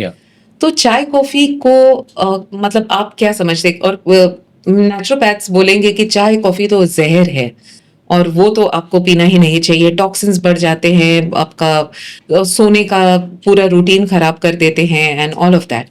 तो इसको क्या हम अपने आपके बताए गए रूटीन में एक तो अडॉप्ट कर सकते हैं, और क्या ये हेल्थ के लिए अच्छा है, बुरा है? इसके बारे में आप क्या कहना चाहेंगे? बिल्कुल अच्छा किया आपने सवाल पूछा जी। हमारा ये मानना है कि कोई भी चीज आपके लिए खराब नहीं होती है बनिस्पत की आपको पता हो कि उसको कैसे इस्तेमाल करना है। हमारे एक पार्टिसिपेंट ने हमें एक स्लोगन दिया था, खाना वही तरीका सही। तो चाय के लिए हमारा ये कहना है, ये जो आपने कहा, ये जो मर्जी जो लोग कहते हैं चाहे जैसे भी है, आपने जो लास्ट में बोला था मैं उसको वहां से शुरुआत करता हूँ। आपने कहा ये आपके स्लीप साइकिल को डिस्टर्ब कर देता है। कई बार ऐसा होता है क्योंकि दिन भर हम और आशा जी पूरी दुनिया से जो लोग लग रहे हैं उनके साथ में जुड़े रहते हैं, तो सिनेमा अगर हम कभी जाते हैं तो हमें हम ये कोशिश करते हैं जो लास्ट शो होता है ना, हमारे आसपास में जो लास्ट शो होता है, तो कई बार हमें रात के 11 बजे का शो मिलता है फिल्म जाकर देखने के लिए। आप समझ सकते हैं कि वो 1:30 बजे खत्म होगा, 2 बजे तक घर आएंगे। 2 बजे आने के बाद मेरा यही मन होता है, आशा जी को पता है कि मेरे को चाय पीनी होती है रात के 2 बजे। और जब तक वो चाय बनाती हैं, क्योंकि महिलाएं होती हैं, उनका जो रूटीन होता है सोने का वो अलग तरीके का होता है, ब्रश भी करना है, मुंह भी धोना है, थोड़ा ये भी करना है, तो इस बीच में चाय भी बन रही होती है। तो जब तक वो ये सब चीजें कर रही होती हैं तब तक मैं सो चुका होता हूँ। अच्छा। लेकिन उनको ये भी पता है, फिर वो उठाती हुई चाय पी लो, मैं उठता हूँ, चाय पीता हूँ, फिर सो जाता हूँ। तो कुछ साइकिल डिस्टर्ब नहीं होता। जो लोग नादान लोग हैं, जो अपने आप को 30 मार्क का समझते हैं और एक्सपर्ट्स बने बैठे हुए हैं, बिकॉज कहीं से फंडिंग ले ली है, पैसा आ गया है, कुछ उन्होंने सेंटर्स खोल दिए या कोई पढ़ाई कर ली है, उनको ज्ञान की कमी है, मेरा ये मानना है। इसलिए वो सब चीजों को बैन कर, ये मत खाओ, मैंगो भी मत खाओ, केला भी मत खाओ, केवल लौकी उबली भी खाते रहो बिना नमक की। This is what this some of them people लौकी के जूस पिला रहे हैं, एनिमा लगा रहे हैं, एक रोटी रागी की खिला रहे हैं। हम कहते हैं कुछ करने की जरूरत नहीं, नॉर्मल रहो जीवन में, जो मैंने अभी आपको बताया। अब आते हैं चाय पे। चाय, ग्रीन टी कभी भी एम्प्टी स्टमक नहीं लेनी चाहिए। ग्रीन टी को आपको ब्रेकफास्ट, लंच और डिनर के बाद में 1-1.5 घंटे बाद आप उसको पीना चाहिए, अगर पी रहे हैं तो। ओके, ग्रीन टी बहुत अच्छी है, क्योंकि इसके अंदर देखिए, भारतीय संस्कृति में हमेशा से खाना खाने के बाद में पान खाने का प्रचलन हुआ करता था। क्यों? उसमें पान का मतलब है उसमें कत्था भी लगा है, उसके अंदर चूना भी लगा है, उसके अंदर सुपारी, एक तो माउथ फ्रेशनर का काम करता है। और पान के अंदर, कत्थे के अंदर जो न्यूट्रिएंट्स हैं, जिनको देखिए, कोई चीजें साइंस है जो एग्जिस्ट कर रही है, वो science, it can not be denied. What I am talking about, मैंने एक अलग चीज में कहा जहां पे ये भ्रांतियां फैला रहे हैं साइंस के नाम पे, जिसको ऑथेंटिकेट नहीं किया जा सकता है। लेकिन आके कुछ लोगों ने जब अपने इन्फ्लुएंसर बन के कुछ भी बक करके जाते हैं और लोगों के जीवन में कलह मचा रहे हैं, वो प्रॉब्लम है। इसमें क्या कहा जाता है कि इनमें कैटेचिन्स नाम के पॉलीफिनॉल्स या कुछ ऐसे न्यूट्रिएंट होते हैं। वही न्यूट्रिएंट ग्रीन टी में भी होते हैं, क्योंकि ग्रीन टी भी उन्हीं इलाकों में उगती है जहां पे पान, कत्था, सुपारी ये उगते हैं, चाहे वो आसाम के एरियाज हो, चाहे वो वेस्ट बंगाल के एरियाज हो। तो वो अल्टीमेटली न्यूट्रिएंट आता कहां से है? धरती से आता है। तो धरती की जो क्लाइमेटिक कंडीशंस है वहां की, चाहे सॉइल कंडीशंस हो, वो पान में जो चीजें आती हैं वही चीजें ग्रीन टी इसलिए पीनी चाहिए। ग्रीन टी और टी में कोई फर्क नहीं है, केवल प्रोसेसिंग का फर्क हो जाता है। ये जो दूसरी वाली चाय है, ये भी हम इसको मानते हैं अमृत तुल्य होती ही होती है। जो हमारा, जब आप केरल में जाते हैं और टी म्यूजियम को जब आप विजिट करते हैं, तो वहां पे जो म्यूजियम के जो गाइड होते हैं, वो आपको बताते हैं कि हनुमान जी जो जड़ी बूटी लक्ष्मण जी के लिए लेके आए थे, वो संजीवनी बूटी और कुछ भी नहीं थी, वो चाय ही थी। तो चाय बहुत गुणवान है, लेकिन चाय को कभी भी किसी के साथ आप पीते हैं कि जैसे हम तो पराठे के साथ पीते हैं, हम तो ऐसे करते हैं, हम तो वैसे करते हैं, 2 बिस्किट लेते हैं, तो वो चाय के गुणों को नुकसान में कन्वर्ट कर देता है। इसलिए हम जब भी कहते हैं, जब भी चाय आप पी रहे हैं या कॉफी पी रहे हैं, अकेला पीना चाहिए। अच्छा। और आप उसको ब्रेकफास्ट से 1 घंटा पहले पी सकते हैं। तो जो मैंने आपको स्ट्रक्चर बताया, क्या बताया, 6 बजे और 8 बजे, तो 7 बजे के आसपास आप चाय पी लीजिए। ओके, ठीक है ना। पर ऐसे भी कहते हैं कि चाय खाली पेट पर नहीं पीनी चाहिए। हाँ, कहने वाले कुछ भी कहते हैं। इसीलिए मैंने क्या कहा, 7 दिन तक आप मत पियो, 14 दिन तक जो मैंने रूटीन जो बताया था, उसके डाइजेस्टिव सिस्टम को स्ट्रॉन्ग कर लो। उसके बाद में आप 15th डे ऑनवर्ड्स एक एक चीज को इंट्रोड्यूस करना शुरू कीजिए। एकलव्य बनने की कोशिश कीजिए और एक एक चीज को इंट्रोड्यूस करके उसका एक्सपीरियंस खुद ही एक्सपीरियंस कीजिए। मुझे कहने की जरूरत नहीं है। एक्सपीरियंस क्या होता है पूजा जी? जो आप खुद एक्सपीरियंस करते हैं, वही चीज एक्सपीरियंस होती है, बाकी कोई चीजें नहीं होती है। और कॉफी भी पी सकते हैं? कॉफी भी पी सकते हैं, डेफिनेटली पी सकते हैं। लेकिन मैं आपको बता दूं, मैं बार बार सभी जगह ये कहता हूँ, कॉफी में कॉकरोच डेफिनेटली होते हैं। कॉफी बिना कॉकरोच के बन नहीं सकती है। और सरकारी रूप से भी बड़े से बड़ी इस दुनिया की जो एजेंसीज हैं, FDA, food and drug administration of USA, 10% cockroach allowed है by the law, it is approved. और 1%, 2%, 5% तो होते ही हैं। एक पॉडकास्टर ने तो मुझे ये कहा था कि भारत में कौन कहाँ कम करता है, कंप्लायंस होता भी कि नहीं होता है, कि 5% के अंदर अगेंस्ट में 20% भी आ जाए तो पता चल रहा है। But this is what it is, ये आपको पता होनी चाहिए। और उसके बाद में पूरी कॉन्शियसनेस के साथ, अगर मैं तो पीता हूँ, मुझे पता है कॉकरोच होते हैं, मैं तो पी लेता हूँ, क्या प्रॉब्लम है? That's okay. ओके। और सुधीर जी, अभी आपने पूरा रूटीन के बारे में बात किया, खाने के बारे में बात किया। अब जो वर्किंग क्लास हैं, मतलब जो लोग जाते हैं, काम पर जाते हैं रोज, अभी आई एम फॉर्चुनेट कि मैं फ्रीलांसर हूँ, तो मैं कभी घर से भी काम कर लेती हूँ एंड ऑल ऑफ दैट। पर जिनका कॉर्पोरेट जॉब है वगैरह, और जिनको किचन में मॉनिटर नहीं कर सकते हैं कि क्या हो रहा है क्या नहीं हो रहा है। अब कुक आता है खाना बनाने को या कुछ भी, ऑयल, घी, बटर, ये कितनी मात्रा में हमारे खाने में हमको यूज करना चाहिए? क्या बिना तेल घी के खाना बनाना चाहिए कि एक सर्टेन अमाउंट चलेगा या ज्यादा भी चलेगा? या फ्राइड खाना तो खैर आपने बता दिया, 14 डेज के बाद हम एक एक चीज करके एक्सपेरिमेंट कर सकते हैं, but on a regular basis कितना तेल, घी, बटर हम अपने खाने में यूज कर सकते हैं? ओके, पहले तो हम जानने की कोशिश करते हैं कि हमारी नॉर्मल रूटीन में तेल कहाँ पे घुसा हुआ है। लंच की बात करें, मान लीजिए लंच में मैंने क्या बताया, दाल चावल रोटी सब्जी। जी। रोटी में कोई तेल होता है? नहीं। चावल में कोई तेल होता है? दाल में कोई तेल होता है? तड़का मारते हैं। ठीक है, तो कोई ऐसा नहीं कि उसमें डूबी हुई है तेल के अंदर। अब बची सब्जी। सब्जी में सब लोगों का थोड़ा सा अलग अलग हो सकता है, सो दैट इज ओके। सब्जी को अपने टेस्ट के अनुसार बना लो। जी। इस देश का सबसे बड़ा जो व्यक्ति होता है देश चलाने में, या पहले नंबर 2 में कौन होता है?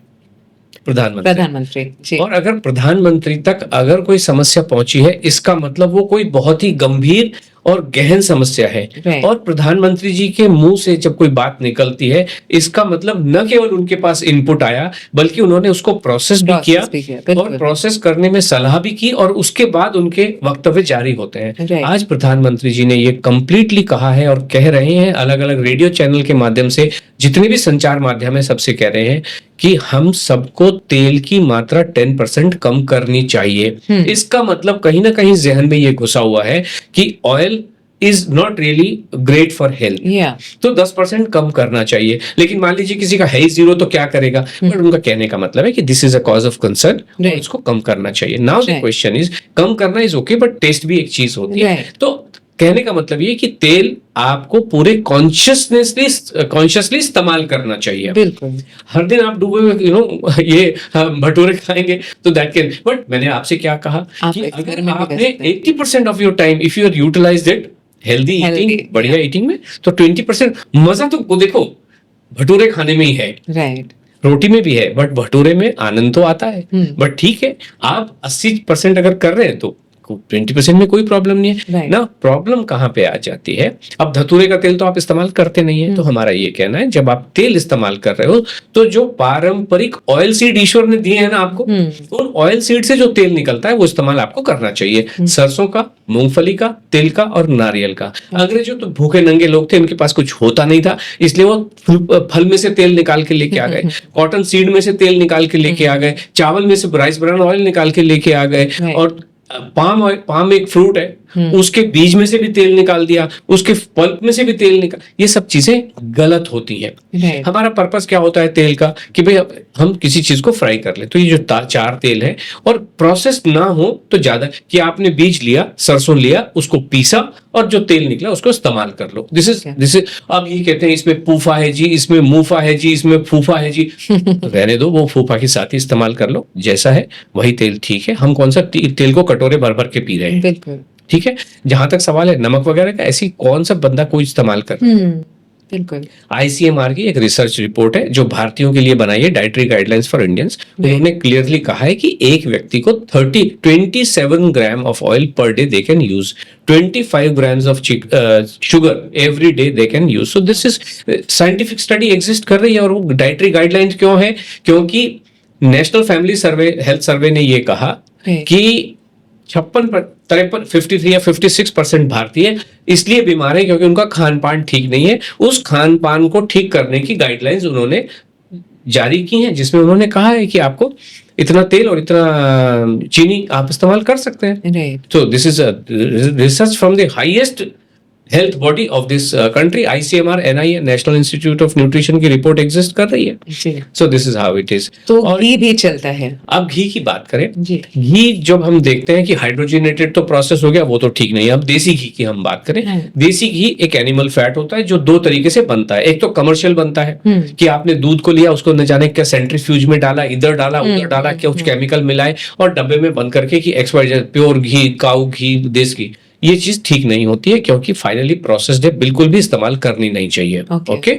आपको घी, प्योर घी इस्तेमाल करना है तो जो नॉर्मल ट्रेडिशनल प्रोसेस है, आप दूध निकाले, उसको दूध को उबालो, जो मलाई है उसको आप अलग से लीजिए, फिर उबालो, क्योंकि दूध जनरली दिन में 2 बार उबलता है, तो दोनों बार मलाई को आप ले लीजिए। और जब पहली बार आप मलाई इकट्ठी करते हैं तो उसके नीचे जामन, जिसको बोलते हैं, दही 1 चम्मच डाल दीजिए और उसको मलाई को इकट्ठा करते रहिए। और 7 दिन के बाद वो जमी हुई, मतलब दही के रूप में फर्मेंटेड मलाई होगी, उसको आप बिलोइए। बिलोने के बाद में मट्ठे का अलग से आनंद लीजिए, कितना टेस्टी मट्ठा निकलता है ना। हाँ, और दूसरा आपका जो बटर होता है उसका इस्तेमाल आनंद लीजिए। और उस मक्खन से जो घी बनता है उसको डेफिनेटली इस्तेमाल करना चाहिए, क्योंकि ये जो प्रोसेस है it makes it very very healthy. और पहले जमाने में जो लोग खा रहे थे, जो हवन कर रहे थे, वो इसी से बनता था। ये जो अब डायरेक्टली बाबा जी लोगों की जो मैंने कमर्शियल जो घी है, ये बिल्कुल भी किसी को भी इस्तेमाल बिल्कुल भी नहीं करना चाहिए। इस चीज की प्रेरणा आपको मिली कहाँ से कि ये एक एक्सपीरियंशियल पूरा कॉन्सेप्ट है? Like can you tell us more about this? जी हाँ, जो आपने शुरू में जो अभी नाम लिए, पास्ता, पिज्जा, जो मैं अब शब्द कहने वाला हूँ उससे आपके मुंह में और दर्शकों के मुंह में भी पानी आने वाला है। वेट लॉस के लिए आप गोलगप्पे, पानी पताशे जितने मर्जी खाइए, पुचका जितना मर्जी खाइए, मैगी जितनी मर्जी खाइए। मैगी मतलब चाहे वो टॉप रेमन हो, चाहे वो पतंजलि की जो भी आते हैं इंस्टेंट नूडल्स, वो भी आप खाइए। और कितना खाइए, पेट भर के खाइए, मन भर के खाइए, वजन उसी से भी कम होता है। ये जो बाकी दुनिया ने, जो आपने कहा बहुत सारे कंसेप्ट चल रहे हैं, ये जो कंसेप्ट है, क्योंकि ये एक्चुअली कंसेप्ट है और सभी लोग एक्सपेरिमेंट कर रहे हैं। आपने भी बहुत सारे नाम लिए, कोई कह रहा धनिया पानी पियो, कोई कह रहा है ये पियो, कोई कह रहा है लौकी का जूस पियो, क्योंकि कंसेप्ट है नहीं तो फिर आसमान से टपकती हुई चीज। एक बंदे को रात को सपना आएगा, हाँ जी आपको इंटरमिटेंट फास्टिंग कराता हूं, तो इंटरमिटेंट फास्टिंग कराना शुरू करता है। एक कहेगा, एक दिन किसी को सपना आएगा, आज मैं आपको काजू बादाम खिलाता हूँ, कोई मैकेडोनियन नट आ रहे हैं, कोई इजिप्शियन नट आ रहे हैं, यही सब खिलाते जा रहे हैं आपको। खाना खाने को कोई नहीं कह रहा। अनलोड के अलावा, आशा अष्टा जी के अलावा और कोई भी दुनिया में, कोई भी जो वेट लॉस स्पेस में बैठा है, हेल्थ स्पेस में बैठा हुआ है, कोई भी हो, चाहे वो आयुर्वेदाचार्य हो, चाहे वो होम्योपैथाचार्य हो, चाहे वो एलोपैथी के एक्सपर्ट्स हो, कोई भी हो फॉर दैट मैटर, या जिनको और कहें न्यूट्रिशनिस्ट, डाइटिशियन, कोई भी खाना खाने के लिए आपको कहता नहीं है। ऑन द कॉन्ट्ररी खाने से डराते हैं। क्यों डराते हैं? जो आपने कहा कि बहुत सारी चीजें मानते हुए आ रहे हैं लोग, और हमारे पास में जो भी हम आज शेयर करेंगे वो सब एक्सपीरियंस बेस्ड है। और इसलिए हम जानते हैं, बाकी लोग मानते हैं, हम लोग जानते हैं कि खाना खाने से ही वजन कम होगा और कोई भी रास्ता वजन कम करने का होता नहीं है। अब आपने कहा इंस्पिरेशन कहाँ से मिला? जी हाँ, इस टाइप की जो एक्सपीरियंस जो होता है वो इंस्पिरेशन से ही शुरू होता है। और ये इंस्पिरेशन किसी समय में आशा अष्टा जी को मिला 2008 के आसपास। आशा अष्टा जी जिन्होंने अनलोड, जी हाँ, वो इसकी आइंस्टाइन आप कहें, इसका जो ये इन्वेंशन है, बाकी सब चीजें हैं, रिसर्च हो सकती हैं कि भाई एक कैलोरी कंसेप्ट है, उसमें प्रोटीन लिया, प्रोटीन में फिर प्रोटीन, लीन प्रोटीन लिया, उसके शब्द पे शब्द निकालते चले जाते हैं। ये होती है रिसर्च की, एक ही चीज है, उसमें थोड़ी फेरबदल किया और कोई नया नाम आपने रख दिया। अभी आपको अच्छी हेल्थ के लिए सेलेनियम चाहिए, अब किसको पता सेलेनियम नेचर में भी होता है कि नहीं होता है? कोई कहता है आपको जिंक चाहिए, तो जिंक का मैं गोटी लेके चबाना चालू करूं? तो इसलिए इन लोगों को ये सारी, और जब इन लीक से हटके जब कोई चीज, नई चीज जब की जाती है, जब बिजली के बल्ब नहीं होते थे तो उसको कहते हैं इन्वेंशन, आविष्कार। थॉमस एडिसन ने बल्ब का आविष्कार किया, तो ऐसे ही आशा जी ने वेट लॉस के इस नए सिद्धांत का आविष्कार किया। सिद्धांत नहीं, अब तो ये एक्चुअली प्रैक्टिस में एग्जिस्ट कर रहा है। तो 2008 में इनको एक इंस्पिरेशन मिला कि ये सारी दुनिया सब खाना खाने से डरा ही रहे हैं, सब खाना खाने से डरा ही रहे हैं। तो कहीं एक कॉमन सेंस, जब आप आउट ऑफ द बुक सोचते हैं, या आपने जो एक ट्रेडिशनल फॉर्मेट किताबों का पढ़ाई नहीं की है, तो आप हटके सोच सकते हो, क्योंकि फिर सारी दुनिया आपकी ओपन हो जाती है। जो भी लोग मान लीजिए किसी भी धर्म को मानने वाले हैं, तो वो उस पुस्तक तक सीमित रह जाते हैं। कि जैसे मान लीजिए हिंदू धर्म के लोग कहें तो एक श्रीमद् भगवत गीता होती है, कि वो वहां तक सीमित रह जाते। लेकिन जब आप ओपनली सोचते हैं तो फिर सारी दुनिया आपकी है, सारा ब्रह्मांड आपका है, आप कुछ भी सोच सकते हैं। तो फिर इस पे काम करना शुरू किया 2008 से, जो एक्चुअली काम करना शुरू किया। तो वैसे आपने भी देखा होगा हेल्थ स्पेस में बहुत सारे लोग बैठे हैं। मैं कभी 100 किलो की हुआ करती थी और मैंने ये किया, मैंने वो किया और आज मैं 50 किलो की हूँ, तो इसका मतलब ये है कि अगर कोई व्यक्ति 100 किलो का है ही नहीं तो उसको जीवन में कोई इंस्पिरेशन मिलेगा ही नहीं। अभी आशा जी और मैं हमेशा से ऐसी 50-55 के आसपास डोलते रहते हैं, मतलब से अबाउट बिटवीन 52 to 57 घूमते रहते हैं। तो अभी हम कम कर करके जाएंगे कहाँ? तो कहाँ से ये पता कैसे चले कि मान लीजिए आशा जी के मन में 2008 में एक विचार आया कि इस तरीके से डेफिनेटली हमारा वजन कम होना चाहिए। अब आप कहेंगे ये विचार आया कहाँ से? एक कंसेप्ट होता है कि खाने से दूर ले जा रहे हैं, एनर्जी तो खाने से ही मिलेगी। सॉरी, मैं यहाँ पर इंटरप्ट करूंगी। आशा जी हेल्थ स्पेस से ही थी? हेल्थ स्पेस से मैं आपको बताता हूँ, हर व्यक्ति हेल्थ स्पेस में होता है। हेल्थ जीवन जिसने लिया है सबकी हेल्थ होती है, बिल्कुल। मतलब कोई व्यक्ति जिम जाके धड़ाम धुड़ूम करे वो हेल्थ वाला हो, ऐसा नहीं होता है। बिल्कुल। अब ये क्या स्कूल में क्या होता है, एक पीटी का वो होता है, कुछ कॉम्पिटिशन्स भी होते हैं, भागने दौड़ने के कॉम्पिटिशन होते हैं, भले ही खो खो वाले हों, और जितने भी ये कॉम्पिटिशन होते हैं, हर कॉम्पिटिटर की ये भावना होती है, खेल की भावना ये होती है कि मैं अव्वल आऊं, नंबर 1 आऊं। बिल्कुल। और कभी कभी हमेशा अव्वल आए ऐसा भी जरूरी नहीं होता है, कभी किसी भी कारण से कोई कहीं पिछड़ जाता है। तो आशा जी के मन में ये रहा कि नहीं, मुझे अपने क्लास वालों को बीट करना है और दौड़ने में नंबर 1 आना है। तो ये मन स्कूल के जमाने से ये चीजें बचपन से घुस जाती हैं, जब आपको पता नहीं होता कि आप हेल्थ स्पेस में हैं या फिटनेस के स्पेस में, बस आप एक स्पोर्ट्स पर्सन है, एक स्पोर्ट्स में आपका इंटरेस्ट है, आप भाग ले रहे हो और आपका मन करता है कि मैं अव्वल आऊं।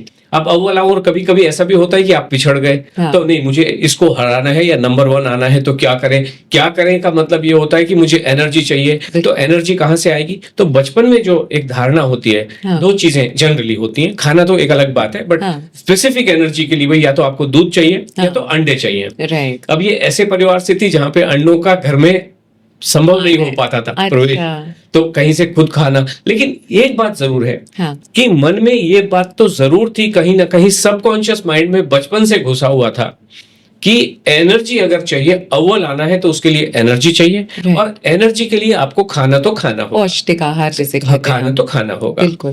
वो धीरे धीरे वो कंसेप्ट जो था, फिर ये हुआ कि भाई शादी हो गई, बच्चे हो गए। अब मैं ऑफिस जाता था, बॉम्बे के ऑफिस से 8 बजे घर से निकला, वापस 8 बजे आया, बच्चे भी अपने पढ़ाई में लगे हुए हैं। तो 2000 का एक टाइम था, 2008 का ऐसा टाइम था जब इनके पास समय ही समय था। अच्छा। कि करें क्या? तो 2 चीजें हो सकती है, या तो कोई ये झक्की झरोखे को खोल के बैठ जाए टीवी को और उसमें सास बहू देखते रहे, और दूसरा ये होता है मानव कल्याण में या अपने कल्याण में, परिवार के कल्याण में काम करें।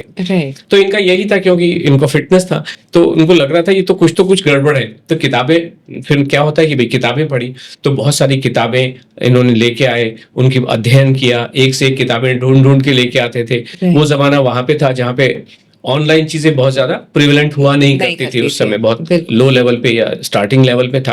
हालांकि काफी सारी चीजें आ भी गई थी, बट बहुत ज्यादा एनरिच्ड नहीं था ये। तो किताबें लेके आते थे, अलग अलग बुक शॉप से जाके ढूंढ के बहुत अध्ययन किया। तो उनको लगा कि एक कंसेप्ट बनाया कि इस तरीके से अगर हम अपना जीवन चलाएं तो वो कहीं ना कहीं हमको एक बहुत अच्छा स्वास्थ्य प्रदान करेगा और वजन भी कम करेगा। लेकिन अब कंसेप्ट तो बना लिया, अब वो खुद तो 100 किलो की है नहीं कि अपने ऊपर ट्राई करें। तो उनको अपनी भतीजी के रूप में, जब ईश्वर कुछ चीज करानी होती है तो कोई ना कोई ब्रह्मांड आपके ऊपर रास्ते दिखा ही देता है। तो सेम थिंग आशा जी के साथ हुआ। उनकी एक भतीजी उनको मिली जो थोड़ी सी, she was becoming little younger, on her mid teens में थी।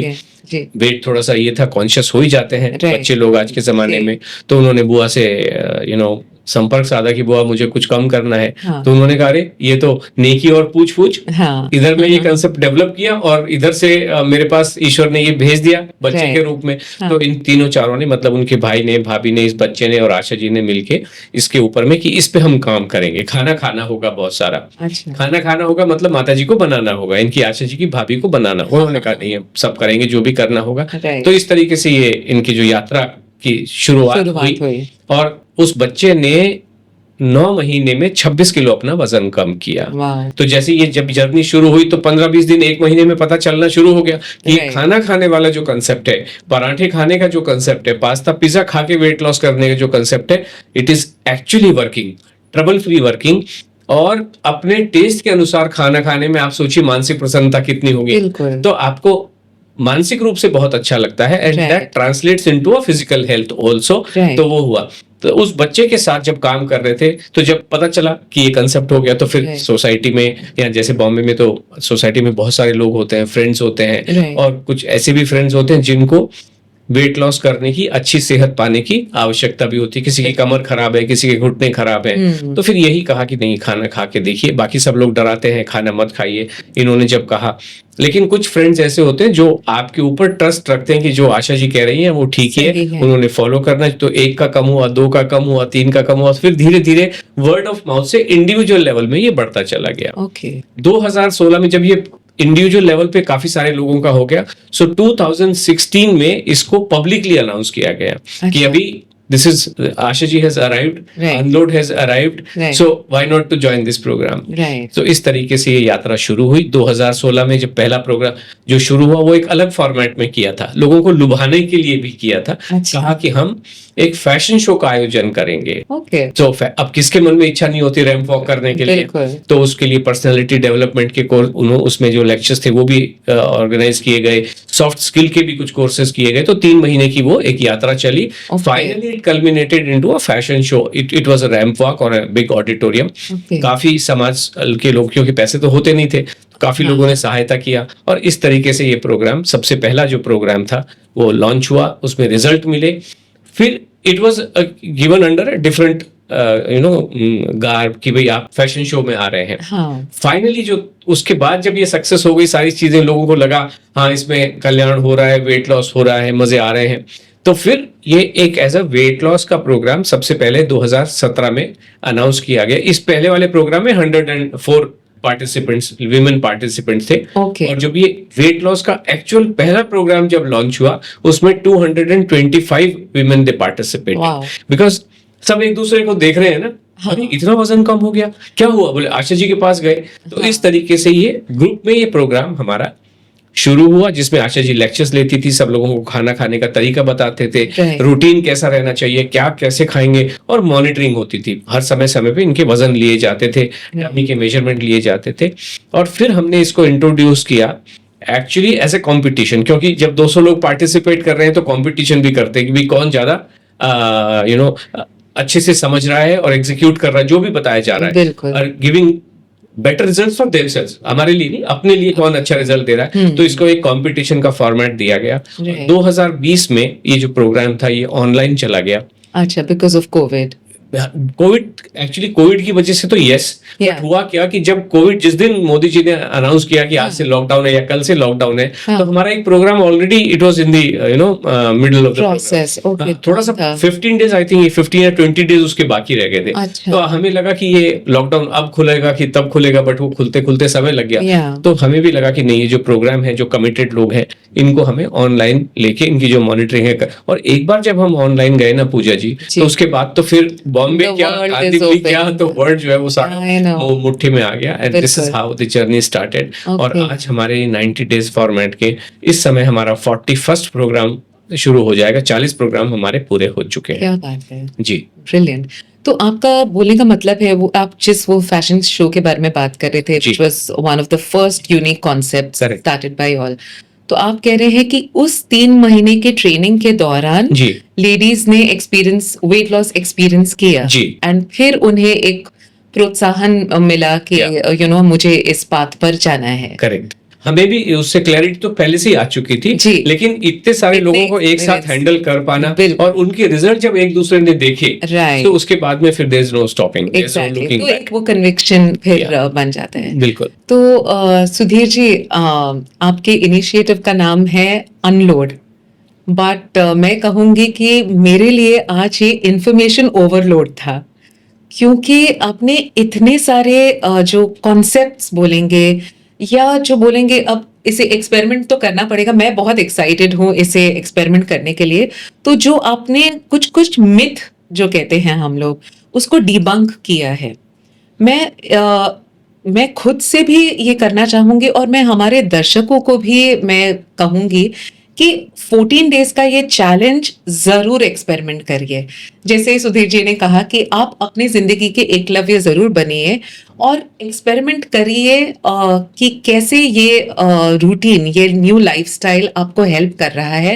एंड जैसे सुधीर जी ने कहा कि अगर आप कहाँ पर अटकते हैं तो आप उनको ज़रूर से कांटेक्ट कर सकते हैं, अनलोड को ज़रूर कांटेक्ट कर सकते हैं, एंड वो आपको on A daily basis guide करने के लिए रेडी हैं।